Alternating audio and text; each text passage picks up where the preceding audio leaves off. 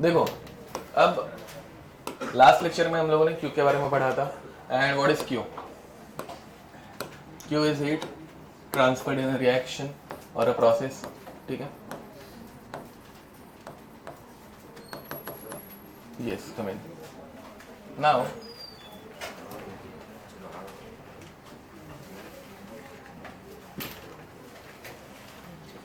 Formula for Q is NCN delta T.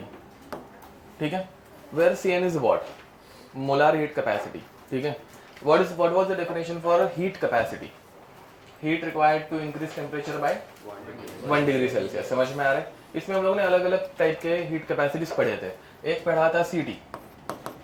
CT is total heat required upon change in temperature. उसके बाद हम लोगों ने पढ़ा था molar heat capacity CN which is Q by N delta T।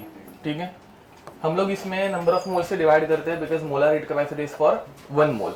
1 mole compound का temperature 1 degree से बढ़ाने में जो हीट लगती है that is called as molar heat capacity. Revise करके आए हो क्या? बहुत दिन के बाद मिल रहा है। एंड सिमिलरली एक हम लोगों ने पढ़ा था S, specific heat capacity, and इसका फॉर्मूला क्या था?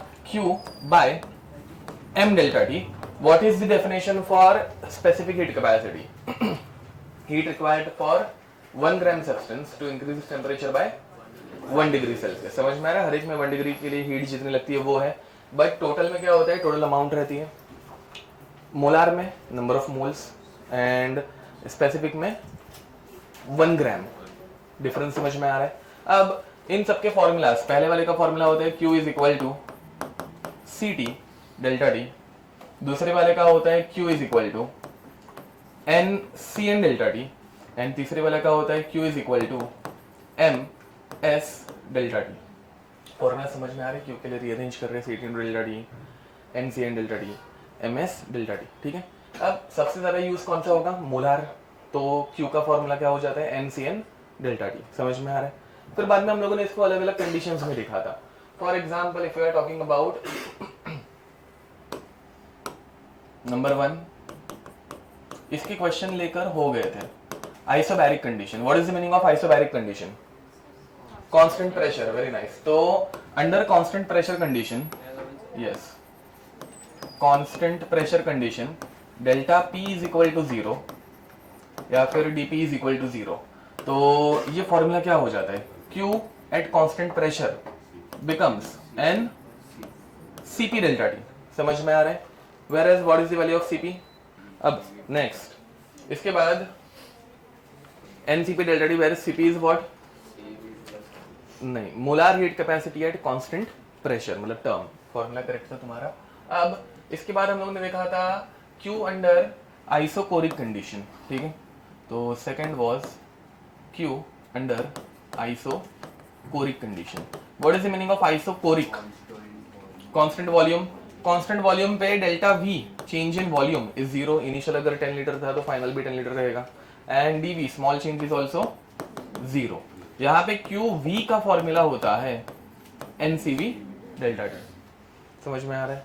एंड नेक्स्ट, इसके बाद हम लोगों ने देखा था आइसो एडियाबेटिक। कर लेते पहले, वो ज्यादा इजी है। Third one was adiabatic.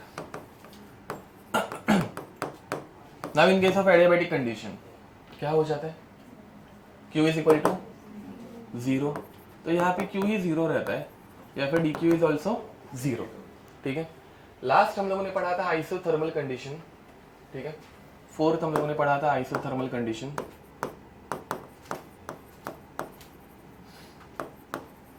Isothermal मतलब कांस्टेंट टेम्परेचर, तो delta T is equal to 0 या फिर dt इज इक्वल टू 0। अब यहाँ पे Q की वैल्यू क्या होगी? नहीं होती। अरे बाबा, तुम लोग रिवाइज नहीं करके आए हो। डेल्टा U का फॉर्मूला रहता है NCV डेल्टा T। तो डेल्टा T 0 हो गया तो डेल्टा U 0। इसमें ही डेल्टा H का एक फॉर्मूला था। डेल्टा H का फॉर्मूला क्या था? NCP delta T। समझ में आ रहा है? And delta T 0, delta H is also equal to 0। ठीक है, अब Q का फॉर्मूला क्या था? फ्लॉट क्या था? First law of thermodynamics. Q is equal to, sorry, delta U is equal to, very nice, Q plus W। समझ में आ रहा है? तो ये डेल्टा यू अगर जीरो हो गया तो zero is equal to Q plus W, तो Q is equal to minus W. Isothermal process में Q is equal to minus W. समझ में आ रहा है? अब यहाँ पे डब्ल्यू निकालने की दो मेथड्स थी, एक था आइसोबैरिक मतलब कांस्टेंट प्रेशर पे एंड दूसरा था वेरिएबल प्रेशर पे। समझ में आ रहा है? कांस्टेंट प्रेशर वाले कंडीशन को क्या बोलते हैं, रिवर्सिबल या इरिवर्सिबल? इरिवर्सिबल, वेरी नाइस, ठीक है। तो now in irreversible condition and reversible condition, याद रखना इरिवर्सिबल कंडीशन मतलब constant pressure and reversible condition मतलब वेरिएबल प्रेशर, ठीक है। तो इन दोनों में W, देखो W निकालना है, उसका नेगेटिव करेंगे तो Q आ जाएगा। समझ में आ रहा है? तो W निकालना चैलेंज है। अब W कांस्टेंट प्रेशर पे, what was the formula of W? नहीं, minus integration of P dV, limit extending from V1 to V2। समझ में आ रहा है? एंड फिर बाद में फाइनल फार्मूला आएगा ना, वैसे यस फाइनल फार्मूला करेक्ट है तुम्हारा। अब यहाँ पे कांस्टेंट प्रेशर है तो प्रेशर बाहर आ जाएगा। इंटीग्रेशन ऑफ dV क्या होता है? इंटीग्रेशन ऑफ dV V रहता है, क्या रहता है? V। Integration of dx x तो dV V, एंड फिर लिमिट अप्लाई करेंगे तो V2 माइनस V1 होगा। तो कांस्टेंट प्रेशर P बाहर निकाला एंड फिर बाद में V2 minus V1, V2 minus V1 को क्या लिखते हैं? Delta V। तो W का फॉर्मूला हो जाएगा minus P delta V। And where as यहाँ पे W, इसको W मैक्स भी बोलते हैं, reversible work done maximum work done रहता है, याद रखना, ठीक है। अब यहाँ पे इसका फॉर्मूला क्या था? Very nice, minus 2.303, very nice, log V2 by V1। ये हम लोगों ने किया था वर्क डन में, ठीक है। इसकी डेरिवेशन बहुत लेंदी है, वो अभी हम लोग करते नहीं बैठेंगे। And we know that V2 by V1 is equal to P1 by P2, तो इसी फॉर्मूले में हम लोग P1 बाय P2 निकाल सकते हैं, ठीक है। एंड अगर एग्जाम में ln की वैल्यू दी होगी तो 2.303 को निकाल देने का, तो फॉर्मूला क्या बनता है? Minus nRT ln V2 by V1। याद आ रहा है कुछ? पक्का? ओके। अब फिर बाद में हम लोगों ने पढ़ा था how to find CP and CV, ठीक है, मतलब उनकी वैल्यूज कैसे करते हैं। तो CP एंड CV के लिए हम लोगों को तीन चीजें पता रहनी चाहिए, मोनो एटॉमिक, डाई एटॉमिक, या फिर नहीं लीनियर कंपाउंड्स, ठीक है। एंड लास्ट वाला था नॉन लीनियर, ठीक है, नॉन लीनियर पॉलीएटॉमिक, ठीक है। अब यहां पर हम लोगों ने CV एंड CP की वैल्यूज लिखी थी। देखो CV की वैल्यूज याद रखोगे तो बहुत इजी है, ठीक है। तो CV की वैल्यू क्या थी? मोनोएटॉमिक के लिए पहले थे 3/2R, ठीक है। फिर बाद में इसमें और एक ऐड करेंगे R, तो अपना CP आता है, याद है ये CV plus R is CP। तो CP का फॉर्मूला क्या होगा? 5/2R, ठीक है। अब यही 5/2R यहाँ पे आ जाता है एंड इसमें वापस और एक R ऐड करेंगे तो क्या बनेगा? 7/2R, ठीक है। एंड फाइनली यहाँ पे नॉन लीनियर के लिए क्या था? 3R, very nice. 3R में और एक R ऐड कर दिया तो 4R, ठीक है। इसके साथ साथ हम लोगों ने और एक कंसेप्ट पढ़ा था, कंसेप्ट ऑफ गामा एटॉमिसिटी, ठीक है। अब गामा के लिए क्या फॉर्मूला था? CP/CV था। समझ में आ रहा है? CP divided by CV। पहले में अगर करेंगे CP/CV तो क्या आएगा? 5/3। ये इतना सबको समझ में आता है। RR कैंसिल आउट हो गया, 2 कैंसिल आउट हो गया, CP ऊपर CV नीचे, 5/3। 5/3 की वैल्यू क्या हो जाएगी? 1.67। दूसरे वाले में 7/5 आएगा, इसकी वैल्यू होती है 1.4। तीसरे वाले में होता है 4/3, इसकी वैल्यू आती है 1.33। समझे? इसमें कोई भी दिक्कत? अब इसके बाद हम लोगों ने कुछ फॉर्मूलाज पढ़े थे। पहला फॉर्मूला हम लोगों ने जो पढ़ा था वो पढ़ा था CP plus CV is equal to CP minus CV is equal to R, याद है। एंड दूसरा हम लोगों ने पढ़ा था CP/CV is equal to gamma, ठीक है। फिर बाद में CP का फॉर्मूला क्या होगा? CP is equal to gamma times CV, दिख रहा है? अब ये वैल्यू अगर मैं यहाँ पे पुट कर दूं तो gamma times CV minus CV is equal to R, तो CV कॉमन निकाल सकते हैं, तो क्या आ जाएगा? Gamma minus 1 CV is equal to R। Finally what is the formula of CV? R by gamma minus 1। समझ में आ रहा है? पक्का? जो तुम लोग ऐसे मूर्तियां बन के ऐसे दिखते रहते हो, प्रवचन सुनते रहते हो, लिखा करो, तुम लोगों को याद हो जाएगा। मतलब कुछ लोगों को ये फॉर्मूलाज याद थे, अभी छोड़ दो, अभी लिखने का टाइम हो गया, रिवीजन खत्म, ठीक है। बट जब मैं बड़बड़ करता हूँ तो अपने हाथ के मतलब हाथ के नीचे से भी निकाल दोगे तो मतलब याद हो जाएगा ना थोड़ा सा, ठीक है। ओके, अगर तुम लोगों को याद है तो बात अलग है, जिन लोगों को याद नहीं है, जो गधे हैं, लिख लिख के याद कर सकते हैं ना, वैसा। ओके, अब नेक्स्ट इसके बाद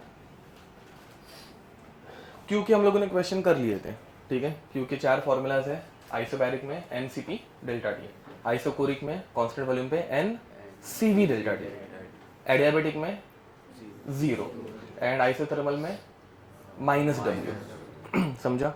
एंड -W फिर बाद में W निकालने के लिए 2 फॉर्मूलाज है, गेटिंग इट। ओके, अब इसके बाद हम लोग देखने वाले हैं इंटरनल एनर्जी, ठीक है। तो हेडिंग लिखेंगे इंटरनल एनर्जी, इंटरनल एनर्जी, इसका सिंबल रहता है U, कुछ बुक्स में इसका सिंबल और एक रहता है E। हो गया ये? अच्छा, ये भी हो गया है। तुम एक लेक्चर एक्सेंट थे, कहाँ तक हुआ है? थोड़ा ही हुआ है, पूरा हो गया ना?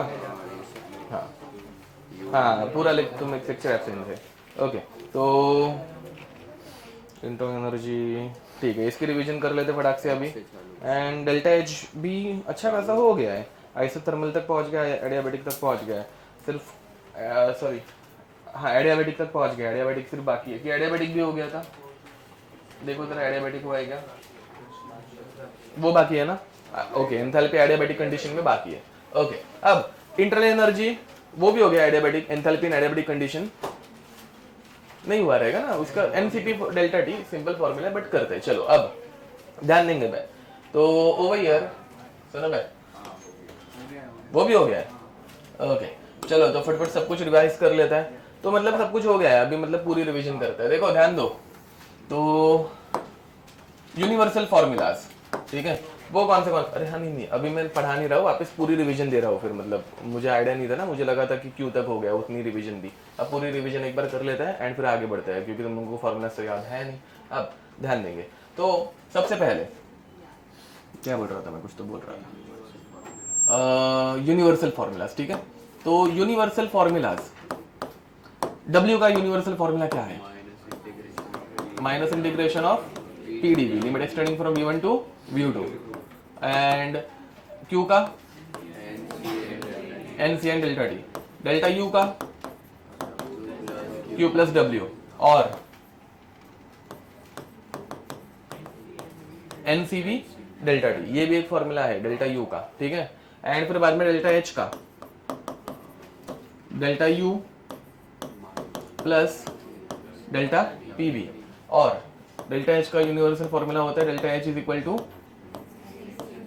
NCP डेल्टा टी, ये याद है तुम लोगों को? Okay, delta U and delta H में तुम लोगों को और एक चीज पता रहनी चाहिए, delta U is heat change at constant volume, ठीक है, and delta H is heat change at constant pressure, ठीक है, ये हम लोगों ने किया हुआ है।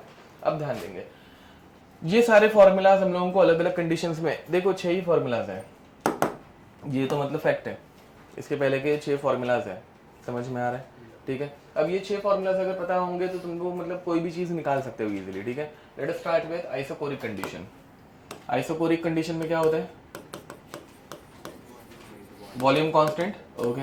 Now in case of isochoric condition, delta V क्या हो जाएगा? 0, या फिर dV भी क्या हो जाएगा? 0। डेल्टा V या dV दोनों 0 होते ही अपना W क्या बना? 0। W का यूनिवर्सल फॉर्मूला पता है ना, minus integration of PdV, dV 0 तो सब कुछ 0, इंटीग्रेशन ऑफ 0 0, ठीक है। ओके, तो यहाँ पे पहली बात W बनता है 0। अब W 0 बनते ही डेल्टा, चलो हाँ, और दूसरा Q, अब इस Q को हम लोग बोलेंगे QV, heat change at constant volume, isochoric constant volume है, तो QV, Q का फॉर्मूला क्या रहता है? NCN delta T, but constant volume पे CN को क्या बोलने का? NCV delta T, followed. Okay, वापस सिर्फ देख रहे हो, कुछ आता है क्या भाई? ऐसे एक एक को उठा के अगर पूछूंगा तो कुछ आएगा नहीं ना, तो लिखो ना थोड़ा थोड़ा। यस, हाँ। अब डेल्टा U का फॉर्मूला रहता है Q प्लस W, वह W की वैल्यू क्या हो गई? 0, तो delta U is equal to QV, at constant volume. And what is the formula of QB? NCV delta D. तो डेल्टा यू का फॉर्मूला हो जाता है NCV delta T. It is a universal formula. ठीक है, डेल्टा यू के दो formulas है, ये सेकंड वाला कैसे दे रहा हुआ वो समझ में आ गया होगा। Next final delta H. Delta H का फॉर्मूला रहता है delta U plus delta P V बराबर क्या कांस्टेंट है यहाँ पे? वॉल्यूम। कांस्टेंट चीज क्या होती है? डेल्टा के बाहर आती है, समझ पा रहे हो? तो ये डेल्टा के बाहर आ गई, तो delta H is equal to delta U plus V delta P at constant volume. ये फॉर्मूला यूज करते हैं। ठीक है, नेक्स्ट आइसोकोरिक के बाद let us move towards isobaric. ठीक है, सेकंड आइसोबैरिक। ठीक है, now in case of isobaric condition what is constant? Pressure is constant. तो change in pressure delta P is equal to 0 या फिर dP is also equal to 0। समझ में आ रहा है? तो आइसोबैरिक में सबसे पहले अगर मैं वर्क डन निकालने जाऊँ W, तो W यूनिवर्सल फॉर्मूला क्या होता है? नहीं लिखा है, minus integration of PdV limit extending from V1 to V2। समझ में आ रहा है? मैं आज अचानक से W का फॉर्मूला किसी को भी पूछूंगा, W और NQ एटलीस्ट ये दो फॉर्मूलाज यूनिवर्सल फॉर्मूलाज 6 में से कोई भी एक किसी को भी पूछूंगा, आना चाहिए। ठीक है, ओके।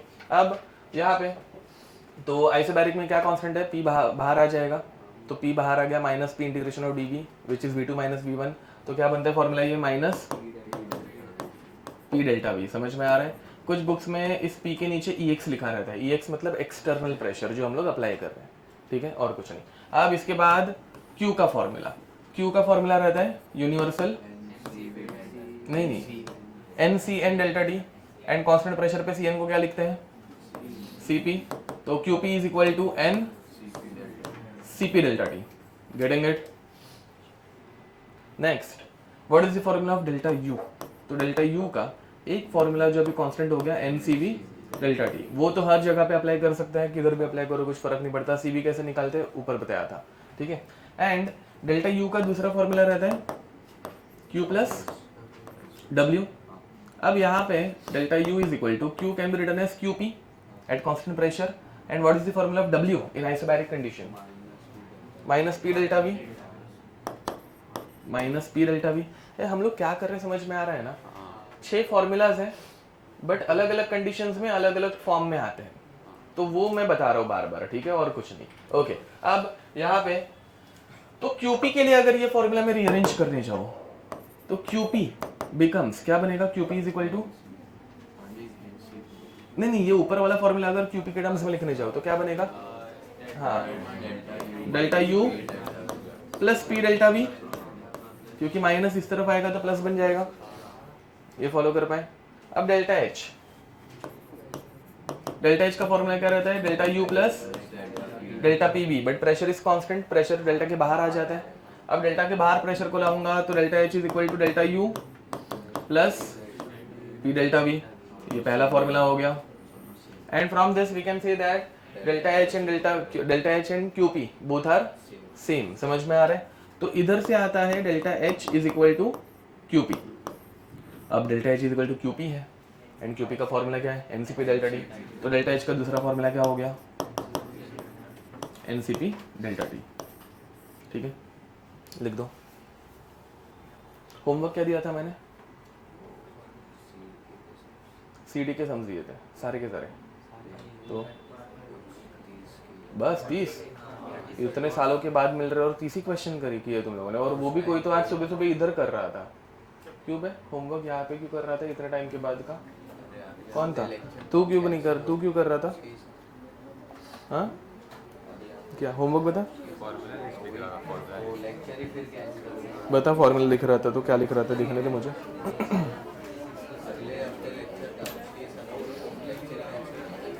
हाँ ठीक है, चलो नेक्स्ट। अब इसके बाद आइसोबैरिक के बाद विल गो फॉर आइसोथर्मल। ठीक है, third one is isothermal. What is the meaning of isothermal condition? बातें बंद बाद में। अब कांस्टेंट टेम्परेचर, कांस्टेंट टेम्परेचर मतलब delta T is equal to 0 बराबर, तो delta T is equal to 0 and D T is equal to 0। समझ में आ रहा है? Delta T and D T ये दोनों 0 होते ही कौन से दो वैल्यूज 0 हो जाएंगे? Delta U and delta H. समझ में आ रहा है ना? दोनों के यूनिवर्सल फॉर्मूलाज में डेल्टा टी आता है, तो delta U is equal to 0 NCP delta T and delta H NCP delta T is also equal to 0। इसमें कोई दिक्कत? अब ये करने के बाद डेल्टा यू का फॉर्मूला क्या रहता है?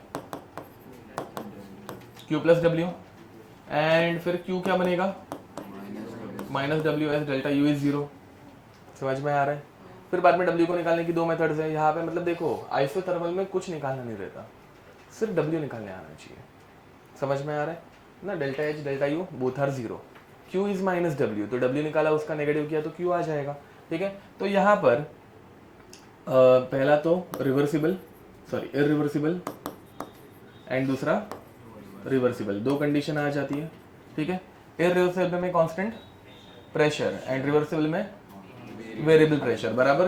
तो कांस्टेंट प्रेशर में फॉर्मूला बनता है W is equal to minus P delta V and यहाँ पे बनता है W is equal to minus 202 NRT log V2 by V1, ऐसा कुछ आता है। ठीक है, चलो नेक्स्ट। ये समझ में आ रहा है? तो आइसोथर्मल सबसे इजी बन जाता है, कुछ ढूंढना ही नहीं है ना। W दो ही फॉर्मूलाज है, W निकाला Q आ गया, डेल्टा यू डेल्टा एच 0। ठीक है, नेक्स्ट लास्ट कंडीशन कौन सी रहती है? एडियाबेटिक। तो फोर्थ कंडीशन रहती है एडियाबेटिक।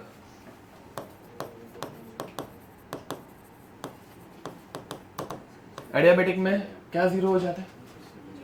Q 0 होता है या फिर dq इज इक्वल टू 0। समझ में आ रहा है? No heat is transferred, Q is 0। अब यहाँ पे delta U is equal to Q plus W, तो Q 0 है तो delta U is equal to W। समझे?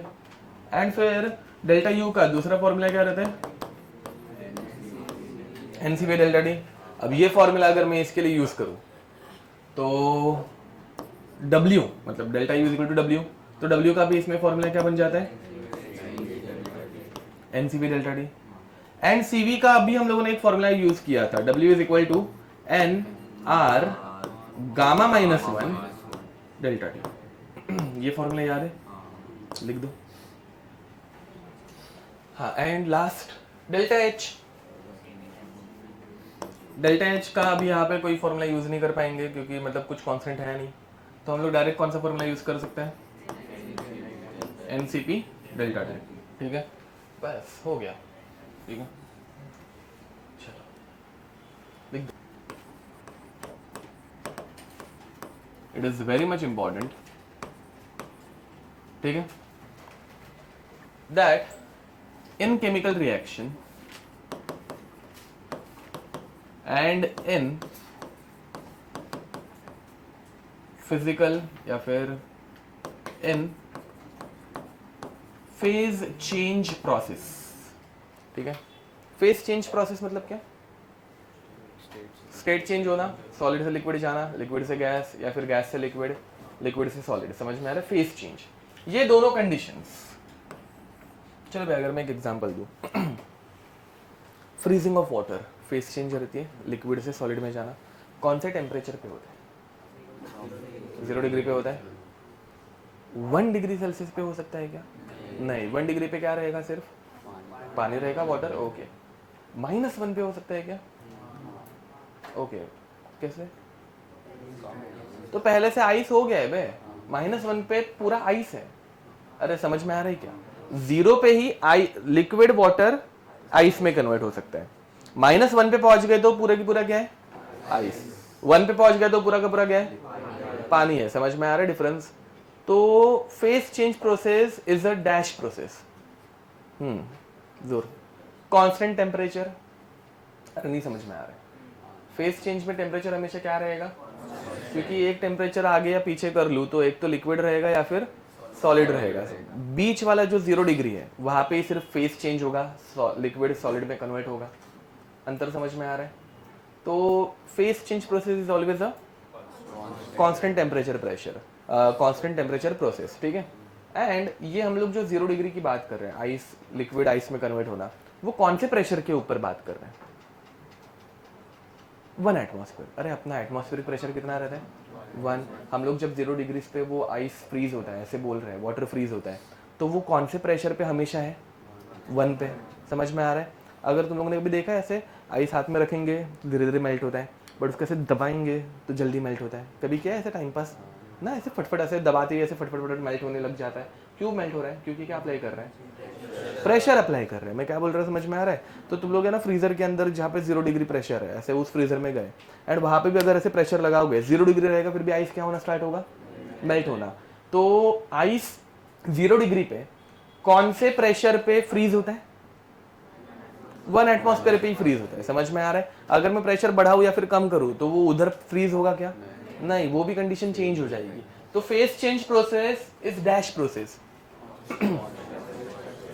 Constant temperature and pressure both. ये समझ में आ रहा है? पक्का? तो वैसे ही केमिकल रिएक्शंस भी हमेशा एक कांस्टेंट टेम्परेचर एंड प्रेशर पे होती है। कांस्टेंट टेम्परेचर एंड प्रेशर पे होने वाले प्रोसेस रहते हैं ये दोनों। ठीक है? ये बहुत इंपॉर्टेंट क्यों है? क्योंकि एग्जाम में ये लिख के नहीं देंगे। वो अज्यूम करते हैं कि तुम लोगों को ये पहले से पता है। अंतर समझ में आ रहा है? मतलब पता रहना ही चाहिए ना, मतलब हर टीचर को बताना चाहिए, वैसा और कुछ नहीं। ठीक है? तो ये तुम लोगों को पहले से पता रहना चाहिए, इसमें कोई दिक्कत? अब आगे बढ़ते हैं। चलो, अब दूसरी बात, किसी भी केमिकल रिएक्शन को लिखते वक्त हम लोग कैसे लिखते हैं? A moles of A plus B moles of B giving us C moles of C plus D moles of D। इसमें कोई दिक्कत? पक्का? केमिकल रिएक्शन में हम लोग ये दो फॉर्मूलाज कभी यूज नहीं कर पाएंगे।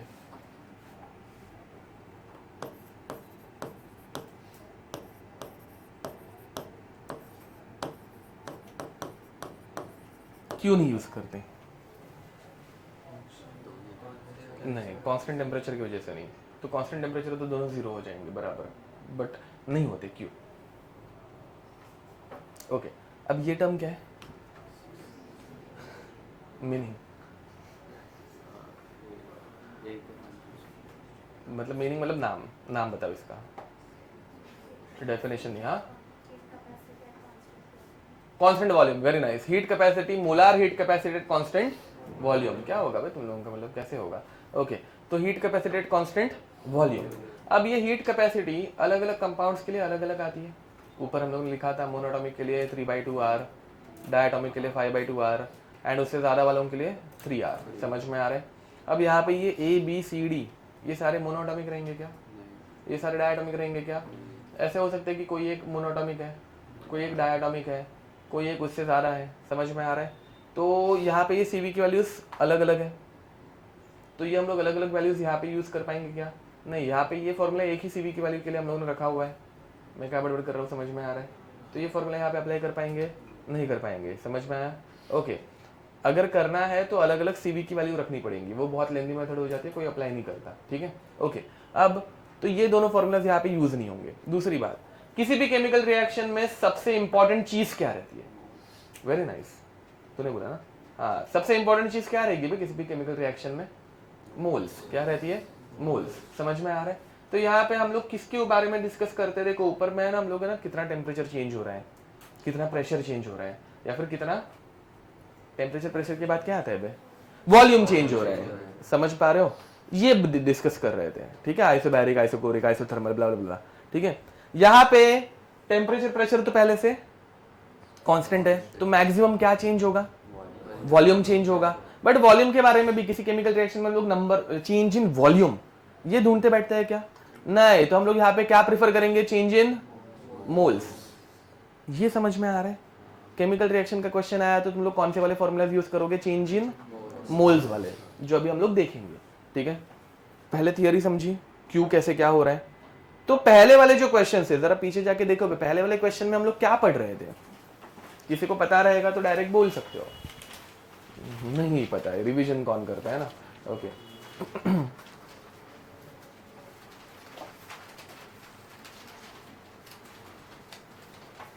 क्वेश्चन रीड करके भी नहीं समझ में आ रहा है क्या? कोई क्वेश्चन उठाओ। हाँ नहीं नहीं, पहले वाले जो क्वेश्चन है अभी तक, इसके पहले तक जो भी क्वेश्चन किए उसमें हम लोग क्या कर रहे थे? हाँ ढूंढ रहे थे, नहीं प्रोसेस क्या कर रहे थे, कौन सी प्रोसेस हो रही थी उस क्वेश्चंस में? हाँ अरे अरे हाँ नहीं नहीं वैसे नहीं। अरे प्रोसेस देखो, यहाँ पे केमिकल प्रोसेस होने वाली है, वहां पे कौन सी प्रोसेस हो रही थी? फिजिकल, जैसे कि मतलब क्या? Of what? अरे मतलब वहां पे हम लोग एक तो किसी एक गैस को कंप्रेस कर रहे थे, या फिर किसी एक गैस को एक्सपांड कर रहे थे, या फिर किसी एक गैस को हीट कर रहे थे, या फिर किसी एक गैस में से हीट। समझ में आ रहा है? एक गैस को, समझे? बट यहां पे क्या हो रहा है, दो गैसेस रिएक्ट करेंगी एंड बनाएंगी कोई एक तीसरी गैस। समझ में आ रहा है? तो अगर तुम लोगों को किसी एक गैस का क्वेश्चन है जिसका एक्सपांशन, कंप्रेशन ये सब करना है, तो अभी तक जो पढ़ा था वो अप्लाई करना है। समझ पा रहे हो? एंड अगर ऐसे केमिकल रिएक्शन आई तो अभी जो पढ़ने वाले हैं वो अप्लाई करना है। देखो थर्मोडायनेमिक्स में फॉर्मूलाज 6 ही है, मतलब इसके बाद और 2-3 आएंगे, बट मेजरली 6 फॉर्मूलाज अभी तक हम लोगों ने पढ़े हुए हैं। बट वो फॉर्मूलाज कब कौन सा यूज करना है वो भी पता रहना चाहिए, ठीक है? अब ध्यान दें, नहीं तो वो एग्जाम में कंफ्यूज हो जाओगे ना भाई कि अब क्या कौन सा अप्लाई करना है। अब late us start with work done, chemical reaction का वर्क डन, ठीक है? W का यूनिवर्सल फॉर्मूला, रुको अभी मैं किसी को तो पूछूंगा, चलो पहले जो आंसर दे पाएगा उसको पूछते। प्रेरित बैठ के बात बता सकते हो। Minus integration of P delta DV integrating from V1 to V2। समझ में आ रहा है? ठीक है। अब यहाँ पे प्रेशर इज कांस्टेंट, प्रेशर क्या हो जाएगा, बाहर आ जाएगा, प्रेशर बाहर आ गया तो minus P integration of DV limit extending from V1 to V2, and फिर बाद में इसको इंटीग्रेट करेंगे तो integration of DV v limit extending from V1 to V2, upper limit V2 minus lower limit V1। समझ में आ रहा है? तो P delta V minus P delta V, ये होता है अपना W का फॉर्मूला। बट अभी जस्ट मैंने बताया किसी भी केमिकल रिएक्शन में हम लोग डेल्टा V निकालने में इंटरेस्टेड है क्या? नहीं है। हम लोगों को क्या निकालना है? नंबर ऑफ मोल्स निकालना है। समझ में? डेल्टा N निकालना है। ओके, तो यहाँ पर अपने को ये फॉर्मूला डेल्टा N के टर्म्स में लेके जाना है। कैसे लेके जाए? ओके वेरी नाइस, ठीक है, करेक्ट मेथड वैसे भी एक कर सकते हैं, समथिंग ईजियर। ये क्या है भाई, ये फॉर्मूला क्या है? हाँ किसी ने तो बोला, सही बोला, PV is equal to NRT से यूज कर सकते हैं। क्या यूज करेंगे हम लोग यहाँ पे? पीवी इज इक्वल टू, मैं क्या बड़बड़ कर रहा हूँ समझ में आ रहा है? तो यहाँ पे हम we can use PV is equal to nRT. तो we know that PV is equal to nRT. तो हमारा फॉर्मूला क्या है? P delta V is equal to delta n R T. अभी के लिए मैं ब्रैकेट लिख रहा हूँ कि वो आर टी को डेल्टा एन नहीं डेल्टा नहीं रहता, सिर्फ हम लोग किसके डेल्टा लिख रहे हैं? नंबर ऑफ मोल्स के। क्यों? मतलब एक्चुअली मैं ऐसे भी कर सकता हूँ कि पहले ये पूरा डेल्टा एन आर टी पूरा का पूरा है, ठीक है, but we know that R is a constant, तो वो डेल्टा के बाहर आएगा, एंड टी इज ऑल्सो ऊपर लिख के दिया था केमिकल रिएक्शन में टी कांस्टेंट रहता है, वो भी डेल्टा के बाहर आएगा, तो डेल्टा के अंदर क्या बचेगा? एन बचेगा। समझ में आ रहा है? तो this delta is only applicable for n, समझे? ठीक है, एंड इसे लिखते हैं delta N g, g for gas. क्यों? देखो यहाँ पे प्रेशर नहीं कांस्टेंट, केमिकल रिएक्शन में प्रेशर कांस्टेंट आर टी, तो किसके बीच का ये रिलेशन है? Delta V and delta n, and we know that delta V मतलब is direct proportional to delta N g, या फिर volume is direct proportional to number of moles. कौन सा लॉ है? एवोगैड्रोस लॉ है। Very nice. ये कौन सा लॉ है?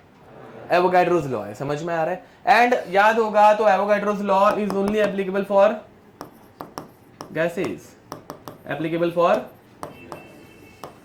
याद नहीं होगा तो याद कर लो, ठीक है? तो ये एवोगैड्रोस लॉ है which is only applicable for gas, ठीक है? Volume is directly proportional to number of moles for a gas particle, ठीक है? ओके, ये समझा? तो ये वैल्यू हम लोग यहाँ पे ऊपर पुट कर सकते हैं। तो what is the final formula for W?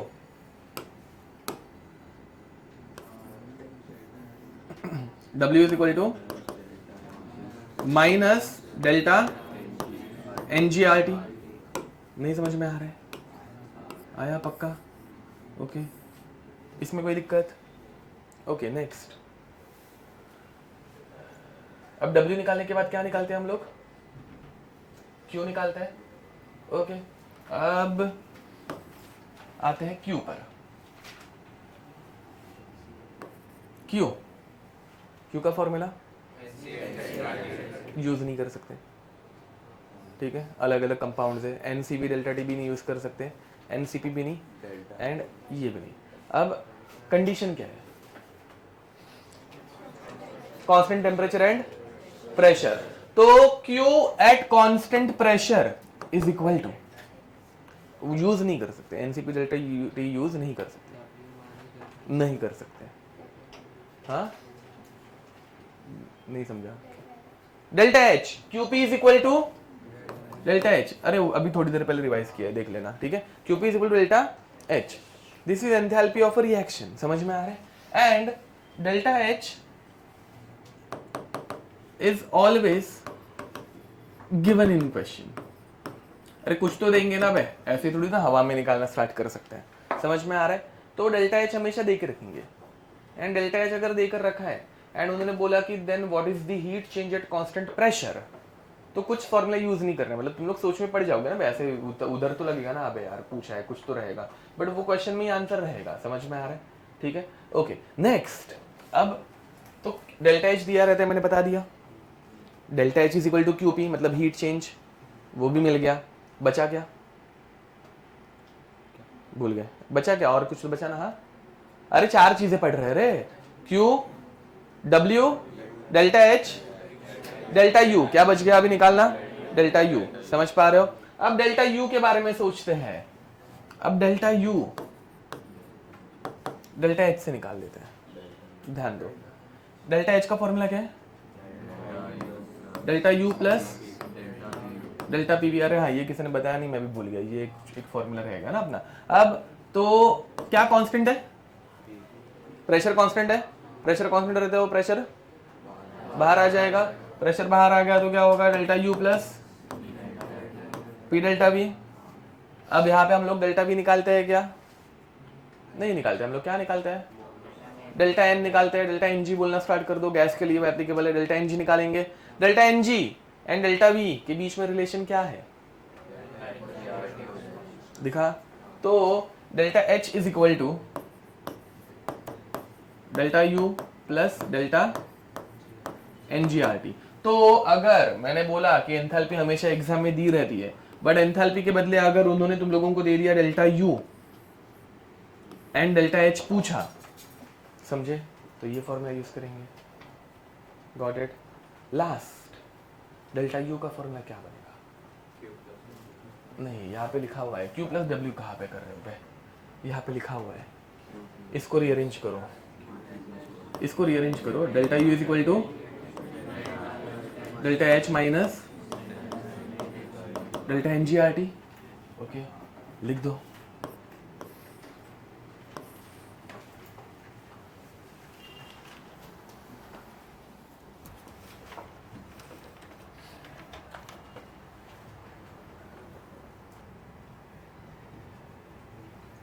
हो गया? अब नेक्स्ट एक क्वेश्चन करते हैं इसके ऊपर, ध्यान दो।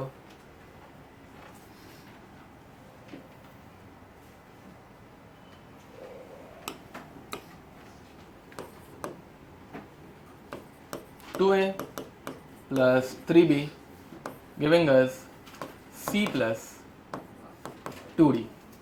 ठीक है, ऐसे कुछ रिएक्शन है and they are asking find the work done, find the work done when 2 mole A is reacted completely at 27 degree Celsius. ठीक है, जरा ध्यान देंगे, मैं सॉल्व करके दिखा रहा हूँ। W का फॉर्मूला क्या है? केमिकल रिएक्शन के लिए? माइनस डेल्टा नहीं, हाँ पी डेल्टा भी बोल रहे हो कि डेल्टा NGRT बोल रहे हो? डेल्टा NGRT, हाँ। तो W is equal to minus delta NGRT, तो W is minus delta NGRT। समझ में आ रहा है? Okay, in joules, in joules, ठीक है। ओके, T की वैल्यू 27 डिग्री सेल्सियस, जो कि यूज नहीं कर सकते। किस में कन्वर्ट करेंगे? केल्विन में। याद रखना, मतलब डिग्री सेल्सियस में टेम्परेचर तो मतलब किधर भी यूज नहीं होता है। फिजिक्स, केमिस्ट्री, मैथ्स में अगर टेम्परेचर आ गया वो भी केल्विन में लेने का, ठीक है। आता नहीं है मतलब, बट स्टिल। हाँ, तो अब यहाँ पे T हो गया कितना? 300 केल्विन। इतना आते सबको कन्वर्जन करने, 273 ऐड करने का। R की वैल्यू क्या यूज करेंगे? एग्जाम में जनरली दी रहती है, करेक्ट बोल रहे हो। R की वैल्यू जूल्स में क्या रहती है? 8.314 जूल पर मोल पर केल्विन। समझ में आ रहा है? जिसे हम लोग थोड़ा सा ऊपर नीचे करके 25/3 लिखते हैं। 25/3 होता है 8.3333। समझ में आ रहा है? 8.31, 8.33, 19-20 का फर्क चलता है, ठीक है। बचा क्या? Delta NG। Now how to find delta NG? देखो, डेल्टा निकालने के लिए फाइनल माइनस इनिशियल। अब वही सबसे इंपॉर्टेंट निकालने आना चाहिए, ठीक है। अब यहाँ पे मैं अगर डेल्टा NG निकालने जाऊँ तो ध्यान दो, डेल्टा NG अगर मैं निकाल रहा हूँ तो फाइनल मतलब क्या है? यहाँ पे प्रोडक्ट्स, इनिशियली क्या थे? रिएक्टेंट्स। समझ पा रहे हो? फाइनली अपने पास कितने प्रोडक्ट्स है, कितने मोल के प्रोडक्ट्स हैं? 3। हाँ, एक चीज मेरी रह गई है, रुको।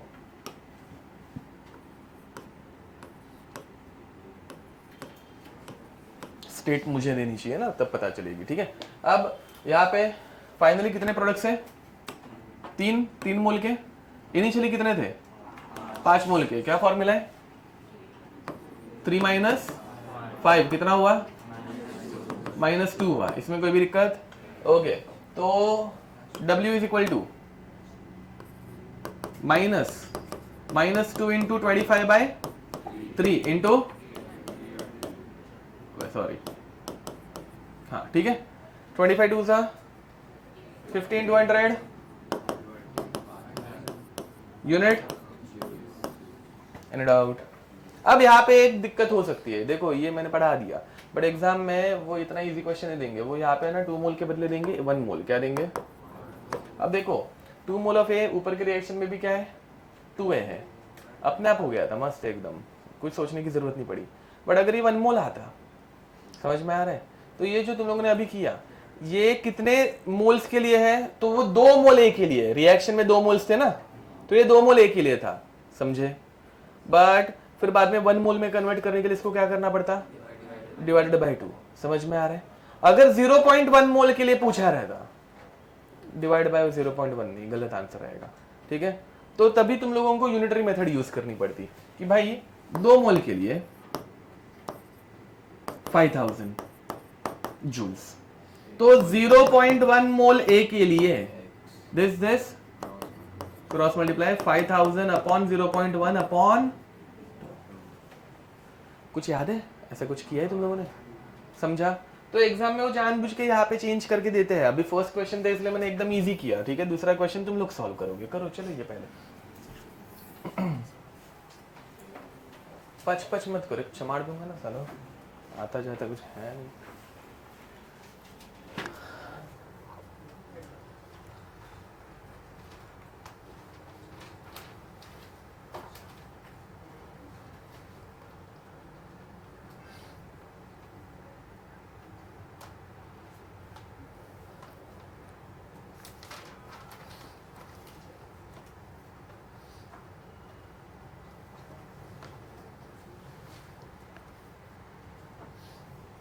जिन लोगों का सॉल्व हो गया होगा, सेकंड क्वेश्चन सॉल्व करो। Question is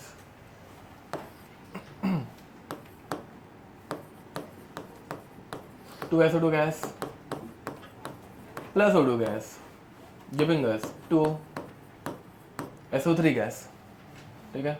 and for this reaction find the work done at given that delta H is, क्या है इसका delta H? पता नहीं मुझे, चलो कुछ तो लिख देते हैं। ठीक है, plus 400 kilo joule,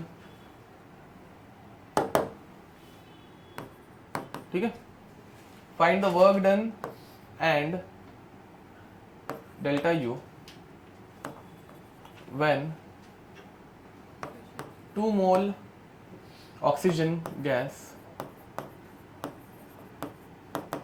is reacted at 600 Kelvin. ठीक है. W भी निकालना है, डेल्टा U भी निकालना है. W निकालो, डेल्टा U चाहिए तो मैं बता दूंगा. आ रहा होगा तो अच्छी ही बात है.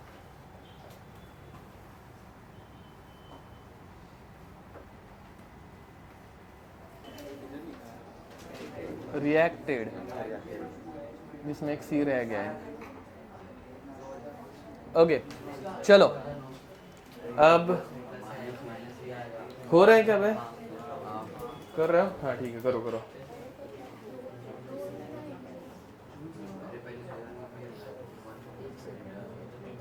अरे नाइस.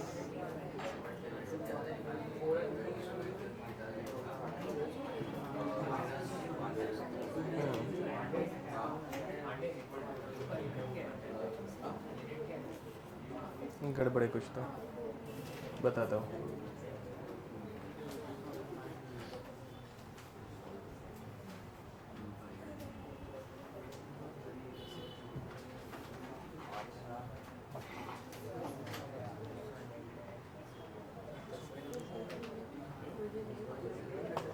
ये किया ना? नहीं वो ये था, देखा नहीं क्या? चलो अब करें आगे.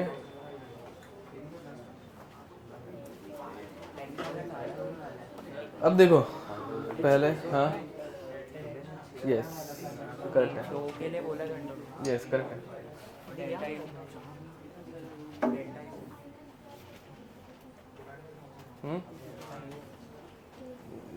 एक गलती सब में है, डेल्टा यू गलत है, वो बताता हूँ. चलो अब ध्यान देंगे यहाँ पे सब्जन. सो फर्स्ट ऑफ ऑल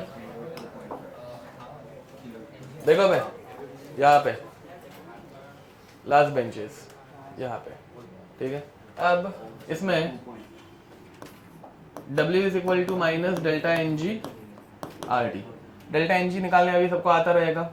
यहाँ पे 2 मोल गैस है, यहाँ पे 3 मोल गैस है, तो क्या करेंगे 2 माइनस 3, आंसर क्या आएगा -1. ठीक है, तो this will become -1 into 25/3 into 600. This one this 200 सा.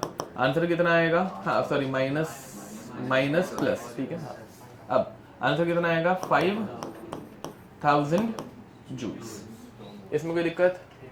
This is for 1 mole. क्यों? Because in reaction only 1 mole oxygen is getting utilized. एक O2 है तो ये 1 मोल के लिए है. 1 मोल O2 के लिए 5000 जूल्स. तो 2 मोल O2 के लिए डायरेक्ट लिख दू, which is nothing but 10 kilo joules. ठीक है, अब ध्यान देंगे बाद में. पहली बात तो तुम लोग कन्वर्जन करना. हाँ पहली बात, डेल्टा यू का formula, delta U is equal to delta H minus delta N G R T. सब जन जरा ध्यान देंगे यहाँ पे, सुनो. तो इसमें पहला तुम लोगों ने delta N G R T को डायरेक्ट 10,000 जूल्स यहाँ पे पुट कर दिया, कन्वर्ट नहीं किया. Mistake number 1. जिन लोगों ने नहीं किया उनके लिए बता रहा हूँ, ठीक है. तो कन्वर्ट करना चाहिए, ये जूल्स है, एंड ऊपर मैंने डेल्टा एच किलो जूल्स में दिया है 400 किलो जूल्स. फर्स्ट मिस्टेक समझिए क्या हो रही है, तो कन्वर्ट करना चाहिए. दूसरी मिस्टेक, कुछ लोग 10,000 जूल्स पुट कर रहे हैं. ध्यान दो, डेल्टा एच कौन से रिएक्शन के लिए दिया है? ये वाले, जिसमें ऑक्सीजन कितने मोल यूज हो रहे हैं. तो तुम लोग वापस जब यूज करोगे तो ओरिजिनल वैल्यू 5000 जूल्स ही यूज करोगे भाई, क्योंकि ओरिजिनल रिएक्शन में 5000 जूल्स है. एंडिंग में पूरे को 2 से मल्टीप्लाई करता है. जिन लोगों को नहीं समझा, देखो डेल्टा एच कितना दिया हुआ है? 400. बाद में पूरा कैलकुलेशन करो। और एक मिस्टेक हो रही है कि कुछ लोग यहाँ पे ये 5000 डायरेक्ट माइनस कर रहे हैं। Minus delta N G is 5000, तो प्लस करना है। बहुत सारी मिस्टेक्स है, तुम लोग डायरेक्ट अंधाधुंध उठा के माइनस कर रहे हो। But the thing is that minus delta N G R T is 5000। तो एक तो डायरेक्ट पूरा कैलकुलेशन करो, नहीं तो यहाँ पे plus minus delta N G, मतलब देखो delta H plus minus delta N G R T ऐसे लिखो। And minus delta N G R T is 5000, तो यहाँ पे माइनस होगा या प्लस होगा? ये सबको समझ में आ रहा है मैं क्या बड़बड़ कर रहा हूँ ना? ओके अब मैं पूरा ही सॉल्व कर, देखो सबसे बेस्ट रहता है जब अपने को फटाफट क्वेश्चन सॉल्व नहीं करने मिलता तो पूरा सॉल्व करने का, मतलब फटाफट ऐसे दिमाग नहीं चलता है तो पूरा सॉल्व करने का, मिस्टेक्स कम होती है। ठीक है, क्या ही फर्क पड़ता है ना, 2 बार सॉल्व कर लेंगे तो कितना ही टाइम लगने वाला है। अब यहाँ पे 400 माइनस 1 इंटू 25/3 इंटू 300, ये जूल्स में आने वाला है, ये मत बोलना सिर्फ। 600 सॉरी, ठीक है। दिस वन द दिस 200 था बराबर, तो ये हो गया 5000। 5000 एंड माइनस माइनस प्लस हो गया, तो ये हो गया 400 kilo joules plus 5000 joules. 5000 joules मतलब कितना हो गया? 5 किलो जूल्स। तो 400 प्लस 5 किलो जूल्स कितना होगा? 405 किलो जूल्स।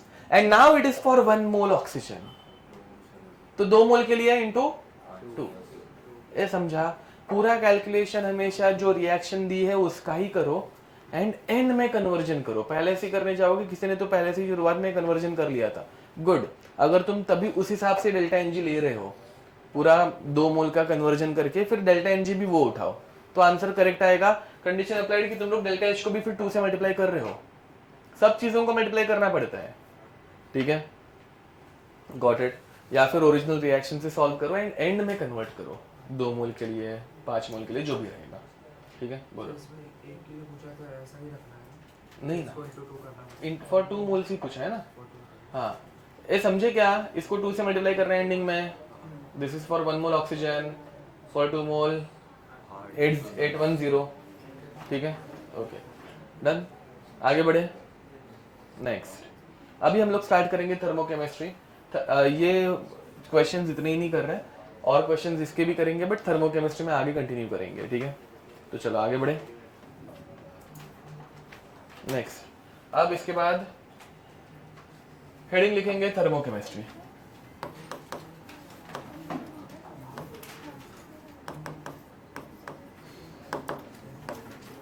इसमें सबसे पहले हम लोग पढ़ने वाले हैं लवॉइसियर,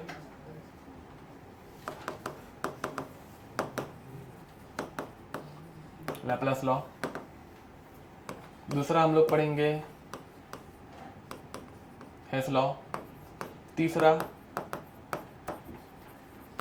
enthalpy change under different condition. ठीक है, चलो।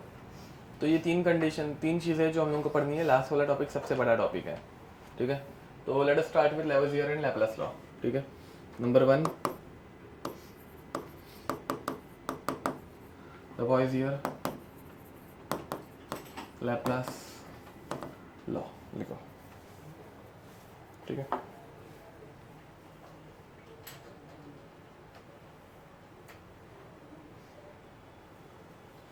तो तुम लोग थर्मोडायनेमिक्स के सीईटी लेवल के सारे क्वेश्चन कर पाए खुद से? पक्का? श्योर हो? एक एग्जाम तो पहले करो बे। ठीक है, वो होने के बाद फिर जेई के ऊपर जाओ। जो लोग जेई में डायरेक्ट कॉन्फिडेंट है वो डायरेक्ट जेई के भी क्वेश्चन सॉल्व कर सकते हैं। ठीक है, उसमें भी कोई दिक्कत नहीं है। चलो आगे बढ़े, अब लिखना स्टार्ट करो।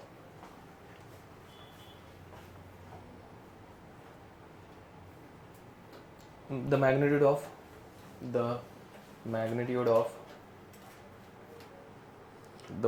Of enthalpy change in a reaction. The magnitude of enthalpy change in a reaction. the magnitude of enthalpy change in a reaction remains constant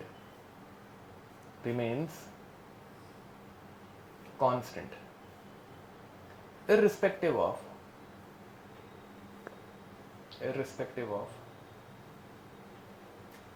the direction of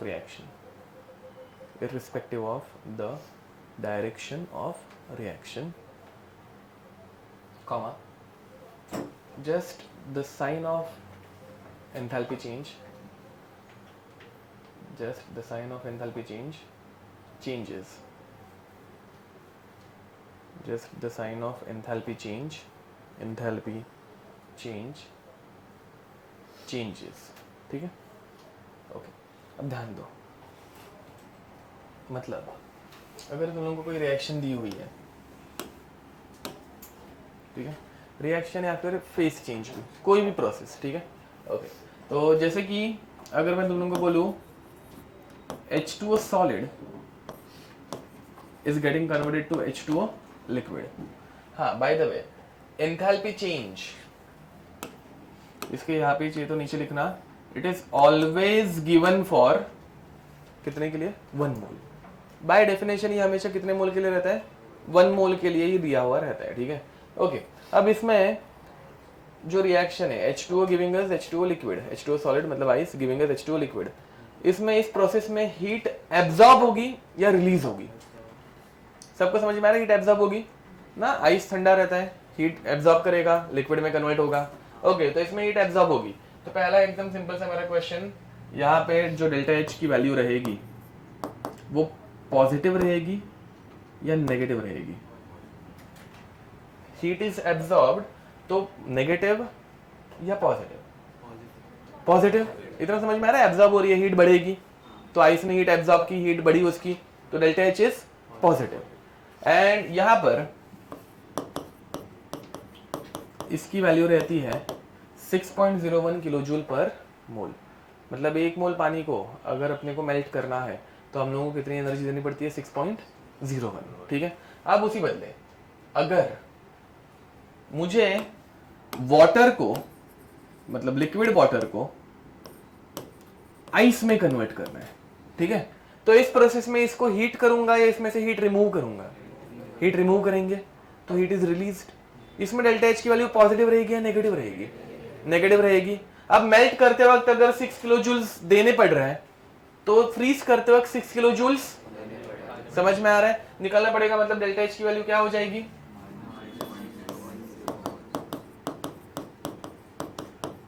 ये समझे? तो तुम लोग आगे जाओ या पीछे जाओ. मैग्नीट्यूड 6.01 ये चेंज होता है क्या? क्या चेंज होता है? साइन चेंज होती है, समझे? पक्का लिख दो. चलो नेक्स्ट. अब देखो यहाँ पे बाकी तीनों स्टेप्स में delta H1, delta H2 and delta H3. What is the relationship between delta H, delta H1, delta H2 and delta H3? Correct है, वेरी नाइस. अब तो यहाँ पे देखो, delta H is nothing but delta H1 plus delta H2 plus delta H3. समझ में आ रहा है? अब लॉ समझ के लो. Delta H remains constant for a chemical reaction A to B irrespective of number of steps involved in this reaction. मतलब तुम लोग A to B एक स्टेप में जाओ या A to B 1, 2, 3 स्टेप्स में जाओ, डेल्टा H हमेशा क्या रहेगा? सेम रहेगा. तो delta H is equal to delta H1 plus delta H2 plus delta H3. ये समझ में आ रहा है? ओके. तो what we can conclude from this? Delta H is a dash property या फिर dash function. पाथ नहीं, state function. It depends on initial and final state only. वो ए और बी के ऊपर डिपेंड करता है. बीच में सी डी कुछ काम का है क्या? नहीं. मैं क्या बोल रहा हूँ, समझ में आ रहा है? तो Hess law is applicable for state function, मतलब एंथैल्पी को एप्लीकेबल है, but it is actually applicable for all the state functions. ठीक है, applicable for all state functions. और कौन सा स्टेट फंक्शन रहते हैं? लेट अस से कि डेल्टा एच के बदले delta U, delta U one, delta U two, delta U three ऐसे दे दिया। डेल्टा यू के लिए अप्लाई होगा, डेल्टा यू स्टेट फंक्शन है तो उसके लिए भी अप्लाई होगा। अब तुम लोगों को दे दिया W, W one, W two, W three, इसके लिए अप्लाई होगा, नहीं होगा। Very nice, why? Because W is the path function, समझ में आ रहा है। तो यहाँ पे delta U is equal to delta U one plus delta U two plus delta U three. W is equal to W1 plus W2 plus W3. Is it correct? No, it is not correct as W is a path function. समझ पा रहे हो? पक्का? Okay, लिख दो ये। फिर अभी इसके हम लोग कुछ क्वेश्चंस करेंगे जिसके लिए मुझे टैबलेट लगेगा। डन। अब नेक्स्ट इसमें एक क्वेश्चन करेंगे। देखो, question is carbon graphite, carbon in graphitic form plus O2 giving us CO2, ठीक है, gas and gas. Delta H for this reaction is -393.5 kilo joule per mole, ठीक है। H2 plus half O2, H2 gas plus half O2 gas giving us H2O gas. Delta H for this reaction is -285.8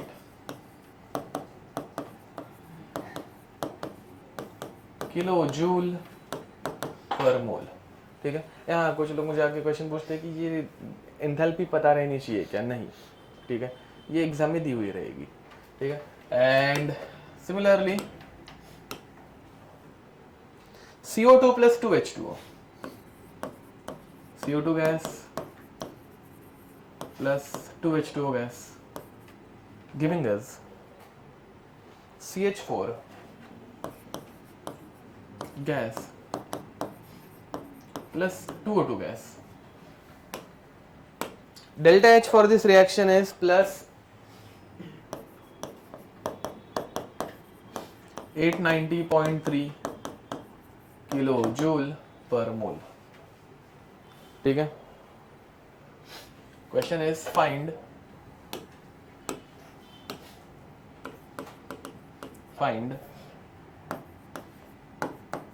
delta H for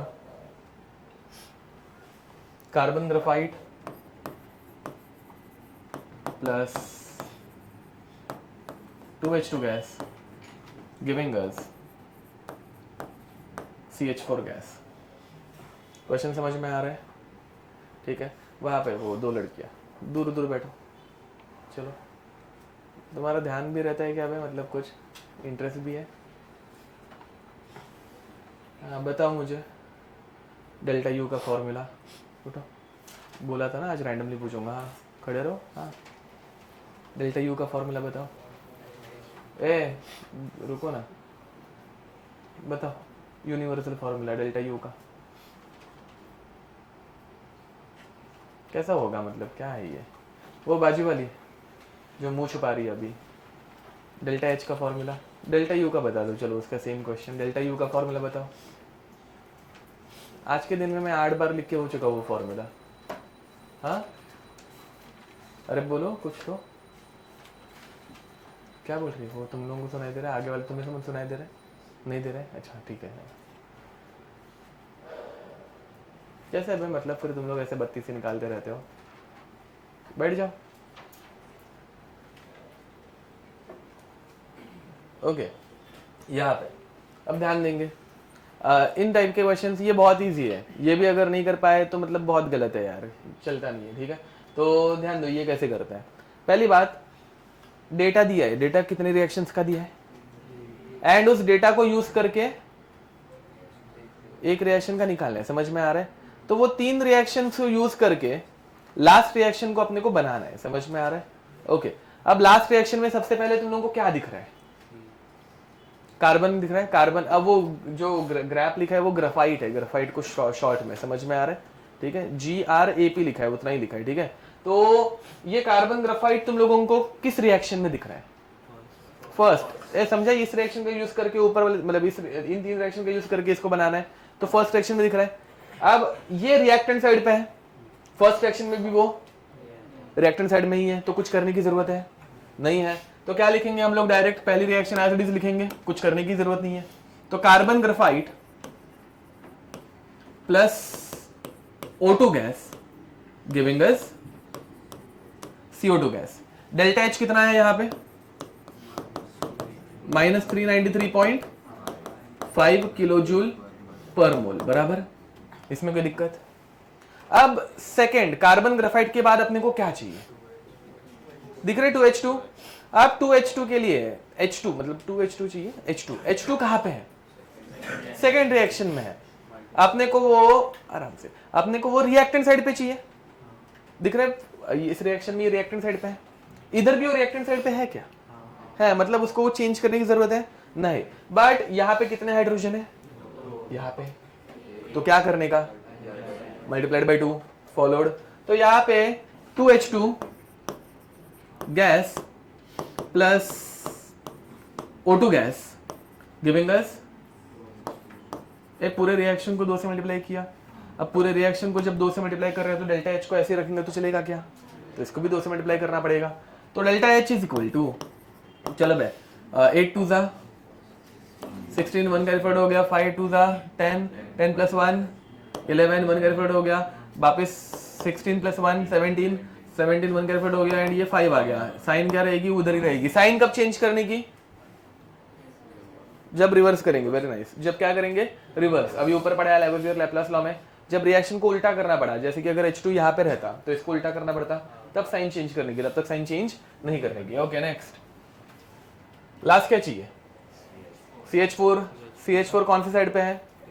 reactant नहीं है, product दिख रहा है, ये वाली बना रही है, तो CH4 प्रोडक्ट साइड पे चाहिए। CH4 कौन से रिएक्शन में प्रेजेंट है? थर्ड रिएक्शन में प्रेजेंट है। अब थर्ड रिएक्शन में वो प्रोडक्ट की साइड पे ही प्रेजेंट है क्या? है, तो हम लोगों को उसको चेंज करने की जरूरत है नहीं, तो उसको एज इट इज रखेंगे। तो चलो भाई, क्या रिएक्शन होगी? CO2 gas plus 2H2O gas giving us CH4 gas plus 2O2. Delta H for this reaction is plus 890.3 kilojoule पर मोल। ये समझे? अब फिर उसके बाद तुम लोगों ने सही से इसको बैलेंस किया कि नहीं, वो चेक करने का। How to check it?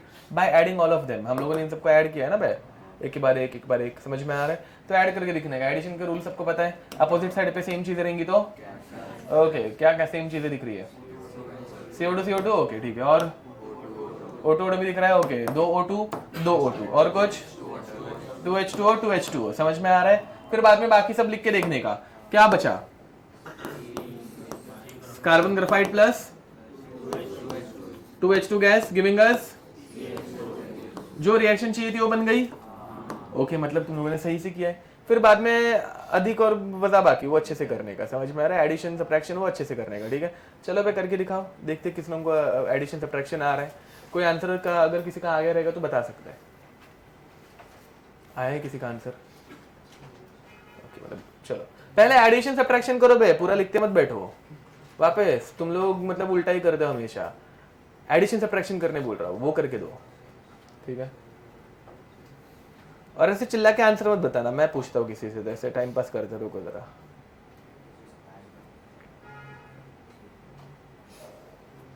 बस एक तो मुझे यहाँ से ही दिख रहा है एकदम मजेदार कैरेक्टर, कुछ नहीं ऐसे ही। तुझे क्या फर्क पड़ रहा है? ऐसे लिखना, तू करना ऐसे, तेरे ही मजे लूंगा मैं, रुक।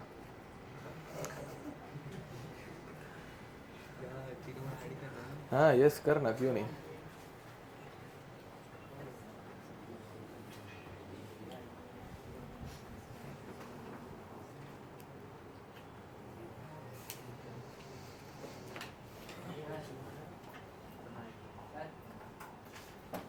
बोलो भाई साहब।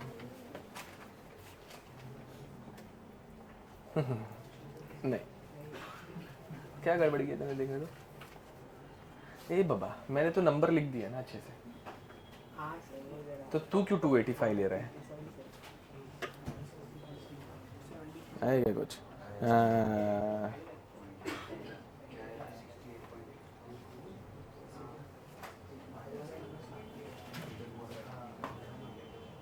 अरे आया अबे, नाइस नाइस। एडिशन सब्ट्रैक्शन करो, कितना है? आया? हाँ, गुड गुड।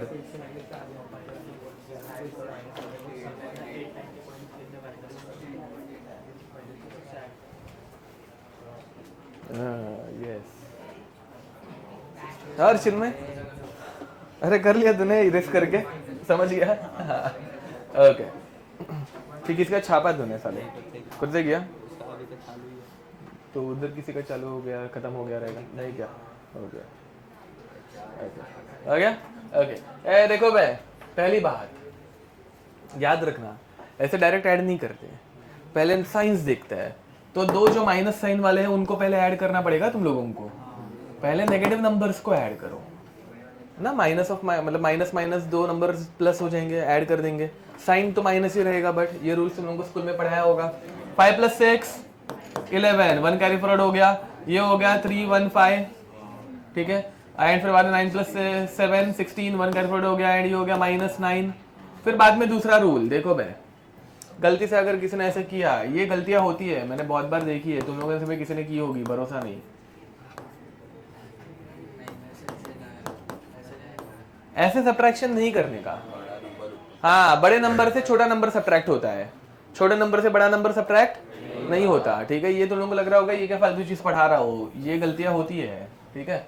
अब तो अभी सब्ट्रैक्शन करेंगे, 1 में से 3, हाँ 1 में से 3 गया, कितना बचा? अच्छा 8, हाँ बराबर सही बोले, चलो।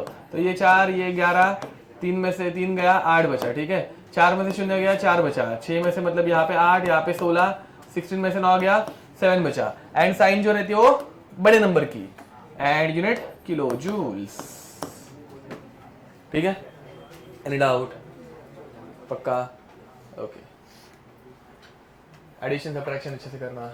अब इसके बाद एक क्वेश्चन तुम लोग ट्राई करोगे, नहीं है ऑप्शन नहीं है, मतलब करना ही है ऐसे। चलो तो एक क्वेश्चन तुम लोग करो, क्वेश्चन इज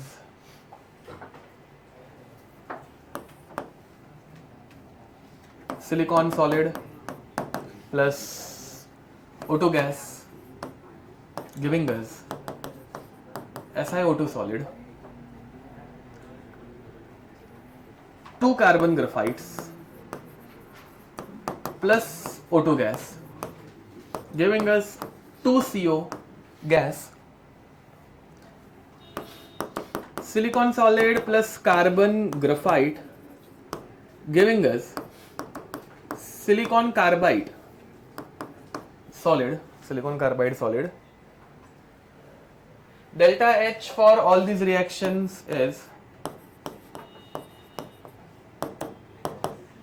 पहले वाले के लिए है -911 किलो जूल पर मोल, -221 किलो जूल पर मोल। सॉलिड लिक्विड गैस से कुछ फर्क नहीं पड़ता, वो नंबर से फर्क है अपने को। -65.3 kilo joule per mole. Find delta H for question, find delta H for SiO2 plus 3C giving us SiC plus 2CO, ठीक है। चलो भाई जल्दी जल्दी करो इसको। हिंट, जो चीज एक से ज्यादा रिएक्शन में रहे, फॉर एग्जाम्पल कार्बन 2 रिएक्शन में है, समझ नहीं आ रहा है क्या करना है, उसको छोड़ देने का। हाँ मतलब कार्बन को फिर बैलेंस मत करो, बाकी सब बैलेंस करो, बाकी कार्बन को छोड़ के बाकी 3 चीजें अच्छे अपने अपने जगहों पे पुट करो, कार्बन अपने आप बैलेंस हो जाएगा। समझ में आ रहा है क्या बोल रहा हूं? कार्बन में कंफ्यूजन हो सकता है, दो दो जगहों पे है क्या? कुछ मत करो, कार्बन को छोड़ दो, कार्बन को छोड़ के बाकी सब बैलेंस करो, कार्बन अपने आप बैलेंस हो जाएगा। मुझे बता क्या आया? गलत है, बट क्या गलत किया है तूने? बाकी सब तो करेक्ट ही है, कुछ कैलकुलेशन में मिस्टेक की है क्या बे? ए तूने ऊपर के नंबर लिए क्या? नहीं, क्या किया है तूने? क्या बता, देखने दो रुको।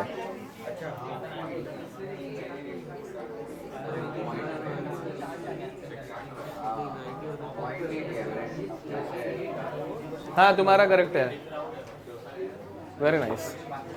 बाकी लोग बिना डिस्कशन, ठीक है चलो।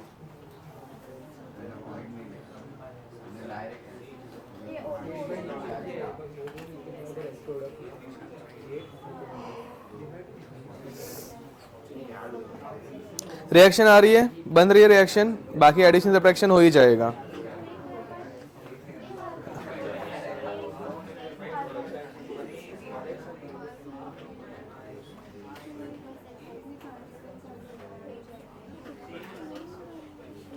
ये इधर है ना, एरो के दूसरी तरफ, ये भी तो एरो के दूसरी तरफ ही था, उल्टा करने की जरूरत नहीं है।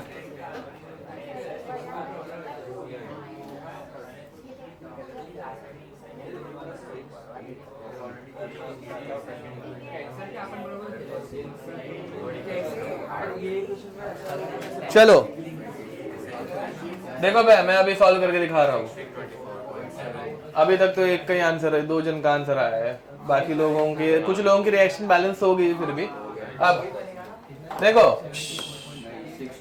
हाँ अब मैं सॉल्व करके दिखा रहा हूँ, बातें बंद। अब ध्यान दो, सबसे पहले SiO2 ढूंढना है। SiO2 कौन से रिएक्शन में है? फर्स्ट रिएक्शन में, दिख रहा है। बट SiO2 अपने को रिएक्टेंट साइड पे चाहिए, वो प्रोडक्ट साइड पे है। क्या करने का? शिफ्ट करने का, रिवर्स करने का। SiO2 giving us Si plus O2।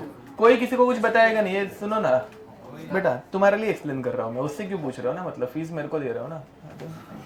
अब delta H is equal to, अब इसको उल्टा कर दिया तो वो वैल्यू 911 प्लस में हो जाएगी, इसमें कोई दिक्कत? नेक्स्ट, अब इसके बाद तुम लोगों को चाहिए है carbon, but now there is a problem with carbon. What is the problem? हाँ, दो रिएक्शन में प्रेजेंट है, अब किसको मल्टीप्लाई करे, किसको डिवाइड करे या किसको घुमाए, कुछ समझ में आएगा क्या? नहीं। हाँ, तो वो अगर करके वैसा नहीं रहेगा तो एक को ऐड करके दूसरे को सब्ट्रैक्ट करना रहेगा, तो वैसा भी हो सकता है, मतलब एक को मल्टीप्लाई करना है, दूसरे को मल्टीप्लाई करके सब्ट्रैक्ट करना है, ऐसा कुछ। ओके, अब ध्यान देंगे तो क्या करें? तो ऐसे टाइम पे कार्बन को इग्नोर करो, कुछ सोचने की जरूरत नहीं है, ठीक है। कार्बन के बाद कौन है? SiC दिख रहा है। अब SiC कहां पर है? थर्ड रिएक्शन में, जहां पे चाहिए वहां पे ही है। ओके, तो कुछ करने की जरूरत ही नहीं है, थर्ड रिएक्शन को एज इट इज लिख दो। Silicon solid plus carbon graphite giving us SiC। Delta H हो गया -65.3 किलो जूल पर मोल। नेक्स्ट, लास्ट, CO कहां पे है? सेकेंड रिएक्शन में, प्रोडक्ट साइड पे चाहिए, उधर ही एरो के उस तरफ, तो उसको कुछ रिवर्स करने की जरूरत है, मल्टीप्लाई करने की जरूरत है। Will write it down as it is, ठीक है। तो what you will get, 2 carbon graphite plus O2 giving us 2 CO, getting it. And finally अपने को डेल्टा H क्या मिलेगा इसके लिए? Delta H is equal to -221 kilo joule per mole. ये समझे? ठीक है।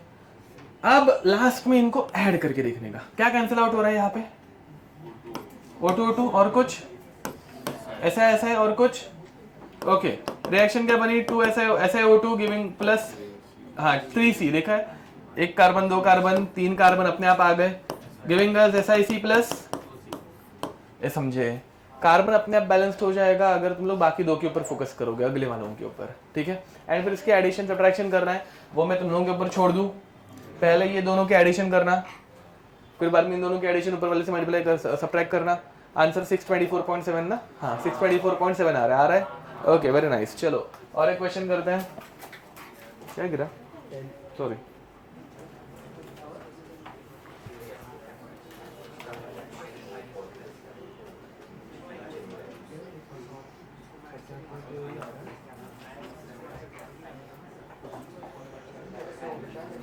अच्छा, और एक क्वेश्चन मुझे मिल नहीं रहा है, हम लोग PYQs में ढूंढते हैं, चलो फटाक से, ठीक है, रहने दो, चलता है। अब PYQs में देखते हैं।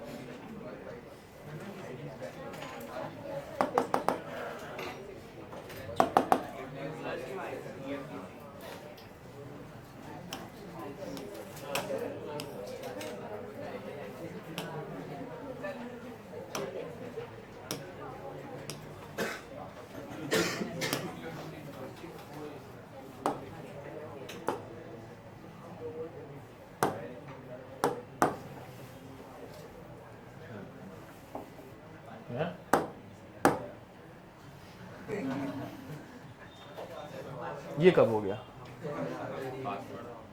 ये तो मुझे भी नहीं पता है, छोड़ो, ठीक है, आगे बढ़ता है। नेक्स्ट, अब इसके बाद हेडिंग लिखेंगे, देखो बे, enthalpies of different processes, enthalpies of different processes, ठीक है। चलो देखना स्टार्ट करो। इसमें हम लोग सबसे पहले पढ़ने वाले हैं एंथैल्पी ऑफ फेज चेंज, ठीक है। Number 1 is enthalpy of phase change, ठीक है। अब फेज चेंज टोटल 5 टाइप का रह सकता है। अब सबसे पहला कौन सा रहता है, सॉलिड से लिक्विड, ठीक है। दूसरा क्या रहता है, लिक्विड से गैस। तीसरा गैस से लिक्विड, लिक्विड से सॉलिड, एंड लास्ट, समझा। इन सारे प्रोसेस की मुझे नाम बताओ। सॉलिड से लिक्विड, मेल्टिंग, मेल्टिंग का और एक नाम रहता है फ्यूजन, क्या रहता है नाम, सुना होगा ना, ठीक है। फ्यूज्ड NaCl, मोल्टन NaCl को ही फ्यूज्ड NaCl ऐसे बोलता है। तो इसे बोला जाता है enthalpy of delta H of fusion. कैसे लिखा है देखो भाई, डेल्टा एंड H के बीच में फ्यूजन लिखना रहता है। ये हम लोग बाद में फॉलो करना बंद कर देंगे, वो कंटाल आता है ऐसे बार बार लिखते बैठने में, ठीक है। ऐसे डेल्टा H लिखने का और H के नीचे फ्यूजन लिखने का वो भी चल जाता है, इतना कुछ नहीं, बट करेक्ट मेथड ये है, ठीक है। अब उसके बाद डेल्टा, हाँ, लिक्विड से गैस जाना, इसको क्या बोलते हैं, वेपराइजेशन, वेरी नाइस। तो डेल्टा H ऑफ वेपराइजेशन, ठीक है। गैस से लिक्विड जाना, कंडेंसेशन, क्या बोलते हैं उसको, गैस को कंडेंस करके लिक्विड बनाया जाता है, तो इसे बोलने का delta H of condensation, followed. And फिर बाद में लिक्विड से सॉलिड, फ्रीजिंग बोलते हैं उसको, क्या बोलते हैं, फ्रीजिंग, तो फ्रीज करना, समझे। सॉलिड से लिक्विड जाना, सब्लिमेशन, वेरी नाइस। तो इसे बोलने का delta H of sublimation, any doubt, पक्का, ओके। अब तुम लोगों का केमिकल बॉन्डिंग भी चालू है ना, हो गया, ओके। उसमें बॉर्न हेबर साइकिल हुआ है, बॉर्न हेबर साइकिल ऐसा कुछ, वो नहीं हुआ है, ओके, ठीक है। अब नेक्स्ट देखो भाई, क्या हुआ। अब इसमें सबसे पहले हम लोग स्टार्ट करते हैं एंथैल्पी ऑफ फ्यूजन से। चलो, एंथैल्पी ऑफ फ्यूजन, इस एक की डेफिनेशन लिख के देने वाला हूं, बाकियों की डेफिनेशन कुछ करते बैठने की जरूरत नहीं हम लोगों को वैसे, ठीक है। लिखो, फ्यूजन में मतलब सॉलिड से लिक्विड जाते वक्त हीट रिलीज होगी या एब्जॉर्ब होगी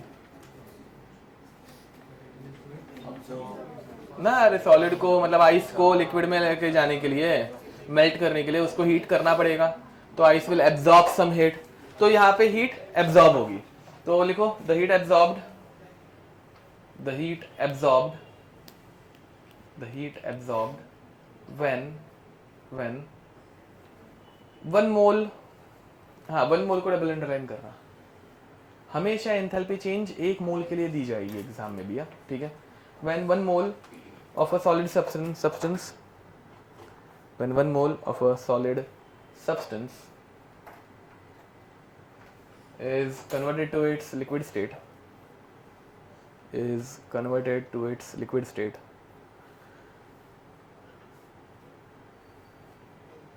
liquid state, it is called as enthalpy of fusion.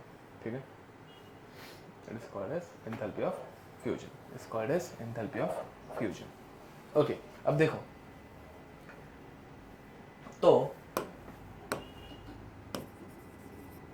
H2O solid converted to H2O liquid. ठीक है, क्या बोलने का इसको, delta H of fusion and its value is plus 6.01 kilojoule per mole. ठीक है. B,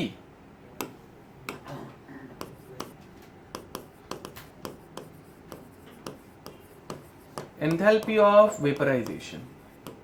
अभी मैं इसकी डेफिनेशन लिख के नहीं दे रहा हूँ, सेम डेफिनेशन रहेंगी. ठीक है, अब वेपराइजेशन में हीट एब्जॉर्ब होगी या रिलीज होगी?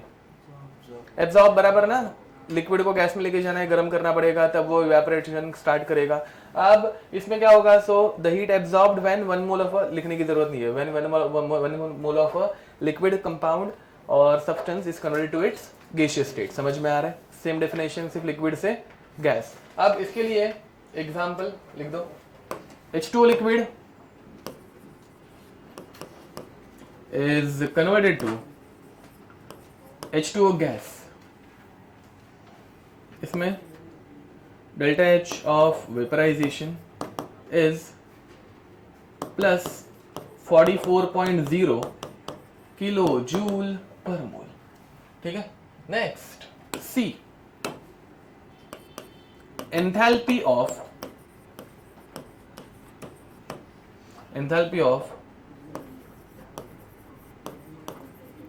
कंडेंसेशन.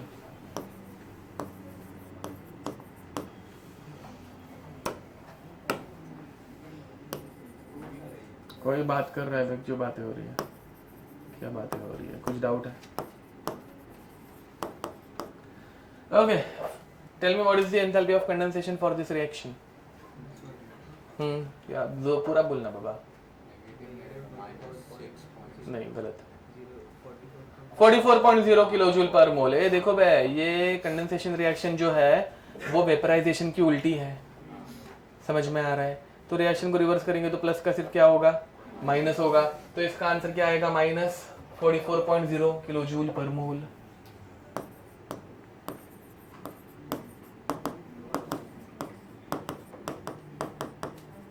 इसमें किसी को भी कोई दिक्कत ना? लिक्विड से गैस जा रहे थे, अभी यहाँ पे गैस से लिक्विड उल्टा कर दिया तो प्लस का हो गया माइनस, खत्म. Next, enthalpy of freezing.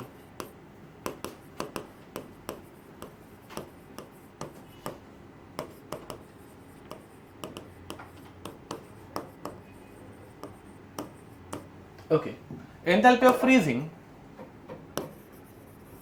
H2O liquid is converted to H2O solid. समझ में आ रहा है? ठीक है. अब इस केस में डेल्टा H की वैल्यू क्या आएगी, minus 6.01 kilo joule per mole. Okay, तो delta H of freezing is minus 6.01 kilo joule per mole. ठीक है. Last, enthalpy of sublimation.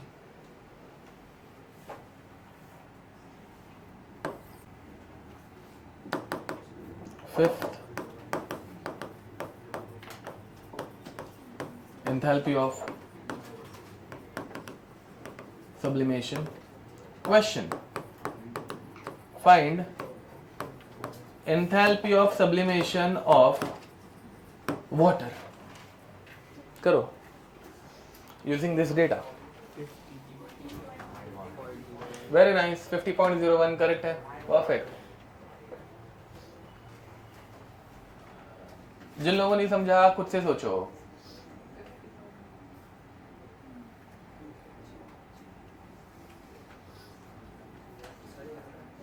क्या भाई, ये कुछ भी याद नहीं रखना है, एग्जाम में डेटा गिवन रहता है.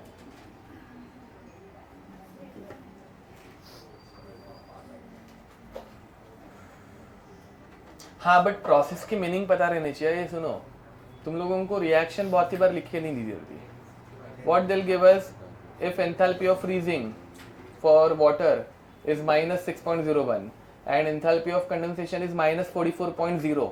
What is the enthalpy of sublimation?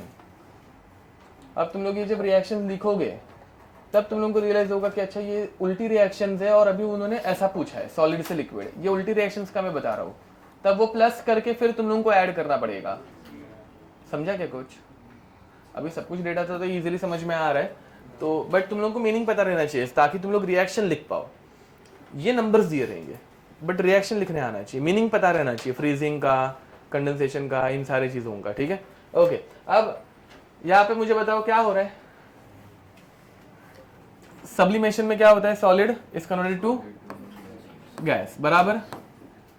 अब अपने को डेटा क्या दिया है? फर्स्ट डेटा अपने को दिया है सॉलिड से लिक्विड का, दिख रहा है? मैं H2 नहीं लिख रहा हूँ, मतलब हर एक के आगे H2 ही तो है ना, मतलब वो चलता है।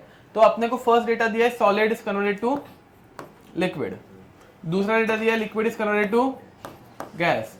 इन दोनों का अगर मैं ऐड करूंगा, लिक्विड वाटर दोनों तरफ का कैंसिल आउट हो जाएगा एंड अपने को solid is converted to gas मिल जाएगा, मतलब दोनों को सिर्फ ऐड करना है। अब सॉलिड टू लिक्विड जाते वक्त कितनी एनर्जी चेंज थी? 0.1 किलो जूल पर मोल। लिक्विड से गैस जाते वक्त टोटल, कुछ समझे? पक्का लिख दो। बस ये ऐसे ही फालतू सवाल ये हेस्ला ही चालू है। अभी भी हम लोग वही कर रहे थे, एक सिंगल स्टेप में सॉलिड टू लिक्विड जाने के बदले दो अलग अलग स्टेप में गए, बट आंसर सेम रहेगा, हेस्ला ही है। ठीक है, हाँ एक मस्त सवाल लेता है।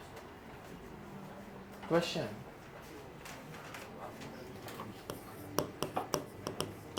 Find work done when H2O solid is converted to H2O gas at 27 degree Celsius. ठीक है, समझा? करो। ये सवाल नहीं पूछने का कि सर ये होता है क्या, हाँ वो रिएक्शन होती है नहीं होती उससे अपने को लेना देना नहीं है, क्वेश्चन आया सॉल्व करने का। ठीक है, ओके। फॉर, ये सॉल्व नहीं हो सकता, फॉर 18 ग्राम H2O, अब सॉल्व हो सकता है।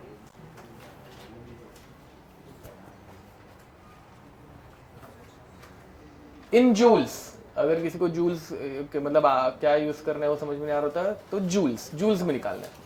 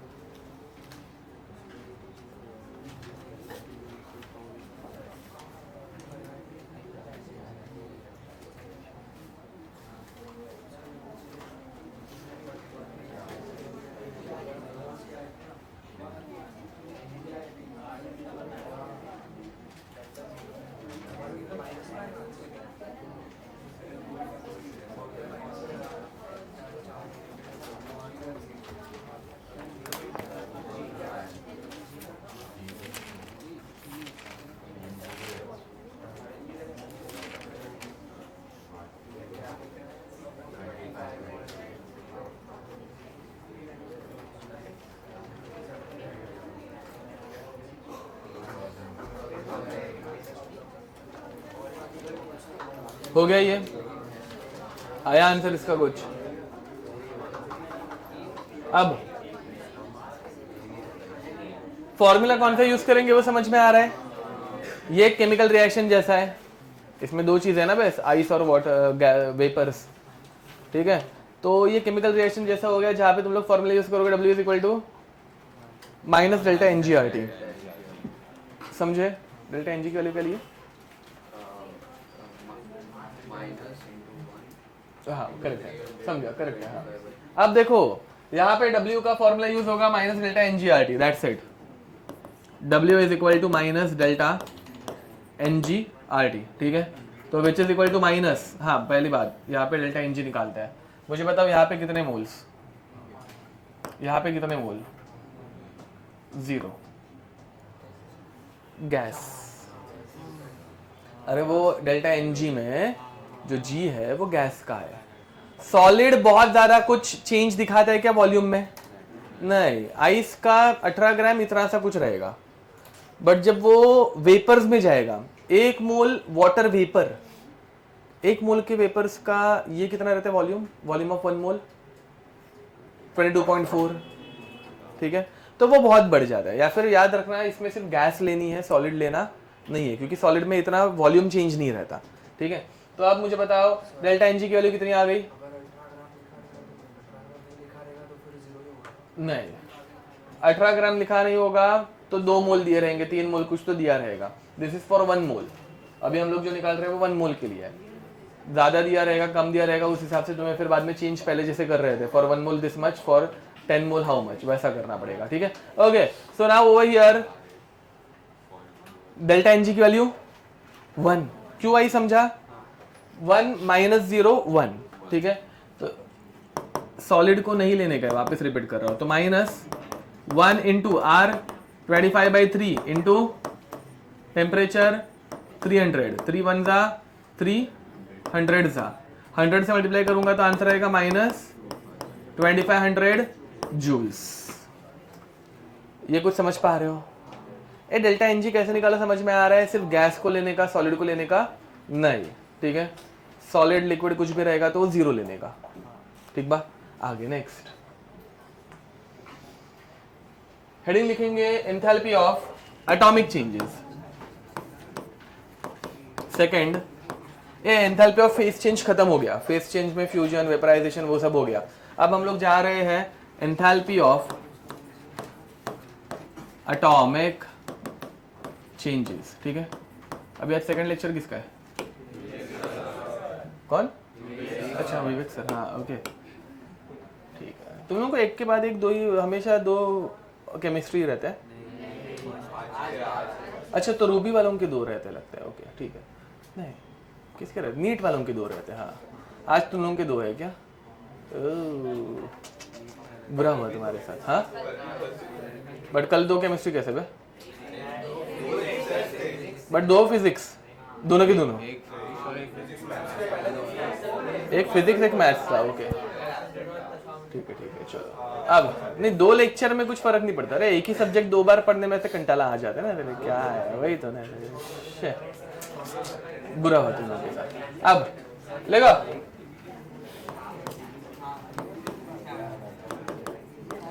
Ionization enthalpy, delta H of ionization. चलो ये फर्स्ट टाइम कर रहे हैं तो इस मतलब इसकी डेफिनेशन लिख देते हैं वापस, जरा नया हेडिंग है ना तो डेफिनेशन लिख देता है। पहली बात, आयनाइजेशन के लिए एनर्जी रिलीज होती है या एनर्जी एब्जॉर्ब होती है?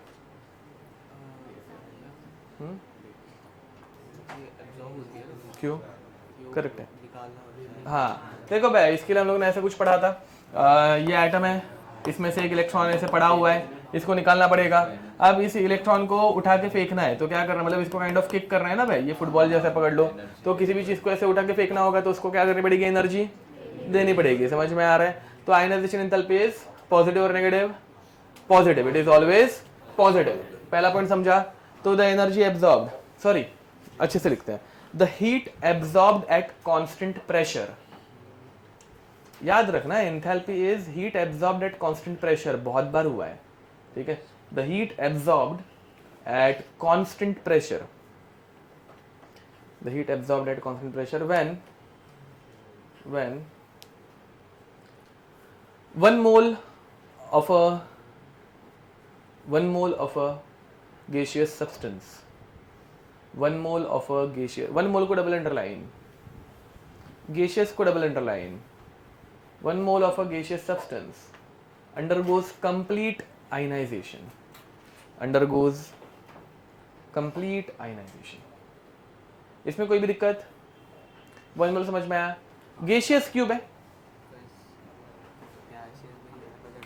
मतलब नहीं गेशियस में ही मतलब आयनाइजेशन होता है, क्यों?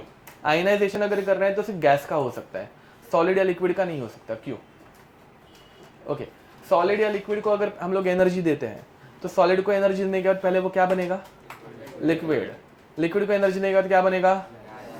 एंड फिर गैस को एनर्जी देने के बाद उसका आयनाइजेशन होता है। मैं क्या बड़बड़ कर रहा हूं, समझ में आ रहा है? तो सॉलिड का कभी आयनाइजेशन हो सकता है क्या? सॉलिड मेल्ट होता है पहले। लिक्विड का कभी आयनाइजेशन हो सकता है क्या?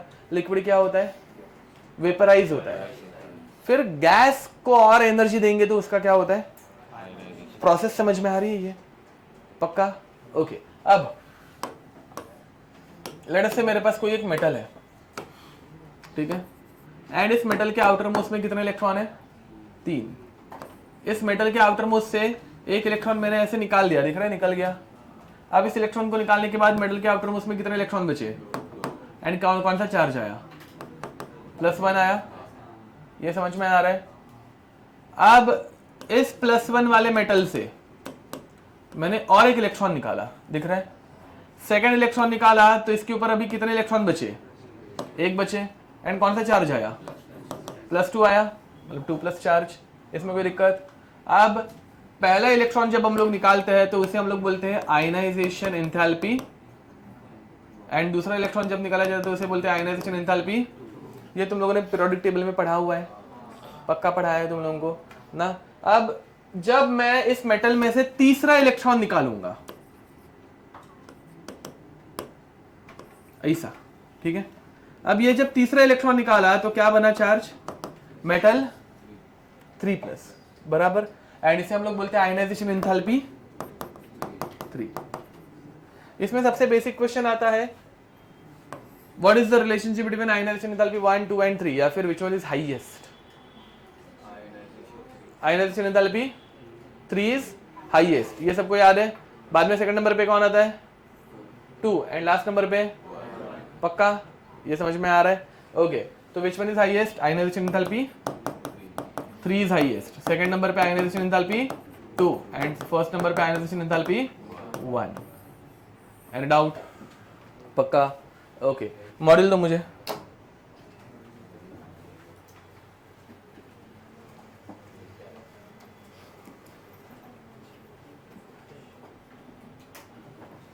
रेडॉक्स रिएक्शन वाला रहेगा तो बेटर है। रेडॉक्स रिएक्शन वाला मॉड्यूल है किसी के पास?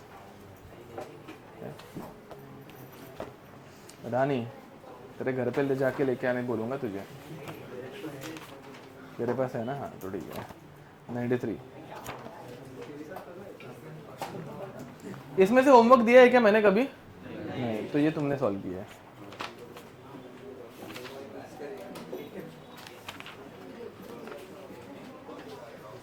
तुमने क्या सारे सॉल्व कर लिए क्या एक्सरसाइज खुद से? ओके, ठीक है, चलो। बट तुमको अभी लिख के लाना पड़ेगा ना, ठीक है? अच्छा, तो ठीक है, तुम्हें करने की जरूरत ही नहीं पड़ेगी। DPP1, DPP2, redox reaction DPP1, DPP2। Redox reaction की DPP3, रेडॉक्स रिएक्शन DPP3। रुको,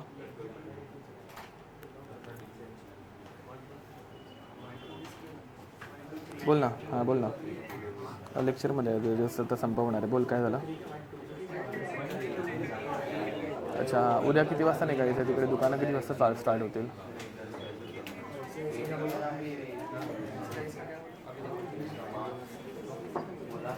हां, अच्छा ओके, मग ठीक आहे ना, मग आपण जाऊया, मग 9:30-10 पर्यंत जाऊया तिकडे, जेवण मग नंतर मग टेस्टिंग। हां हां, ते काय, हां घड्याळ घ्यायला जाऊया, हो, आणि मग टेस्टिंग, हो हो, तिला पण बोलवलं आहे। आता बघूया, दादरला तर जाऊया, मग नंतर ठरवूया। नाही तर तू बघ ना, तू दुकान तू बघशील तर बेटर आहे ना भावा।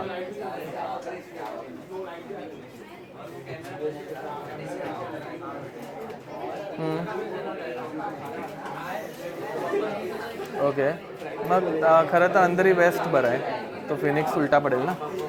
फिनिक्सला जायचं तर ते पण चालेल, पण तो उलटा पडेल। हां तिकडे,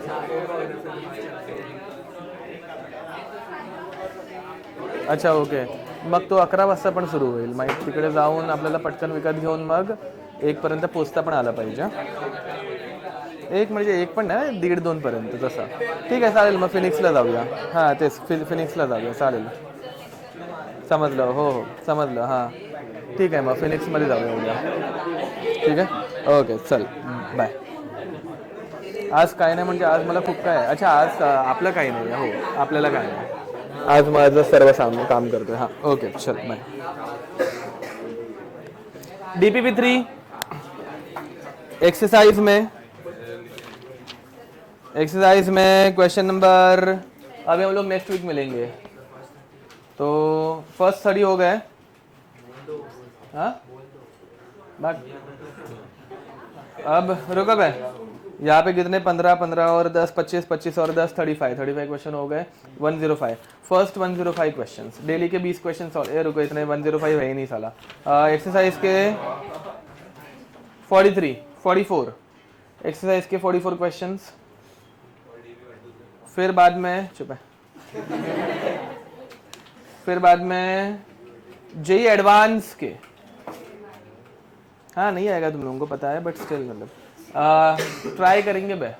ठीक है, और नहीं आया तो तुम लोग पहले गूगल करोगे, गूगल पे आंसर. हाँ चैट जीपीटी चलेगा. हाँ ठीक है.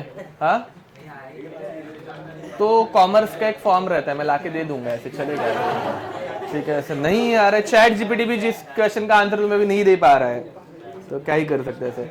ओके बट समझ के करो. अब वो अच्छे से, मतलब चैट जीपीटी भी अगर यूज करने वाले रहोगे तो वो सारे स्टेप्स एंड ऑल सब कुछ अच्छे से बताता है, वो समझो. फिर वैसा टाइप का दूसरा क्वेश्चन जब रहेगा खुद से सॉल्व करो, कुछ तो मतलब रहना चाहिए ना बे, इसलिए. ठीक है, एक काम कर दे, तुम लोगों को मैं इतना होमवर्क दे के तुम लोग क्या ही करोगे, ढंग से कुछ करोगे नहीं. डेली के 15 क्वेश्चन अगर पकड़े तो 15 गुणा 7 105. ठीक है 105 ना. हाँ 105, तो ये 43 हो गए. 43 प्लस 44 प्लस 35 49 89. ठीक है 89 क्वेश्चंस नहीं 49, हाँ बराबर 79. ठीक है 79 क्वेश्चंस है. 79 क्वेश्चंस मतलब डेली के 10-10 भी सॉल्व करोगे, 10-11, तो अच्छे से हो पाएगा. समझ में आ रहा है. एक हफ्ते के बाद मिलना है वापस. DPP 1 2 3 एक्सरसाइज का क्वेश्चन नंबर 1 से क्वेश्चन नंबर 44. ठीक है. हाँ क्या ट्यूसडे को, रुको मैं बताता हूँ कब है मेरा लेक्चर. पकड़ो एक मिनट, सॉरी.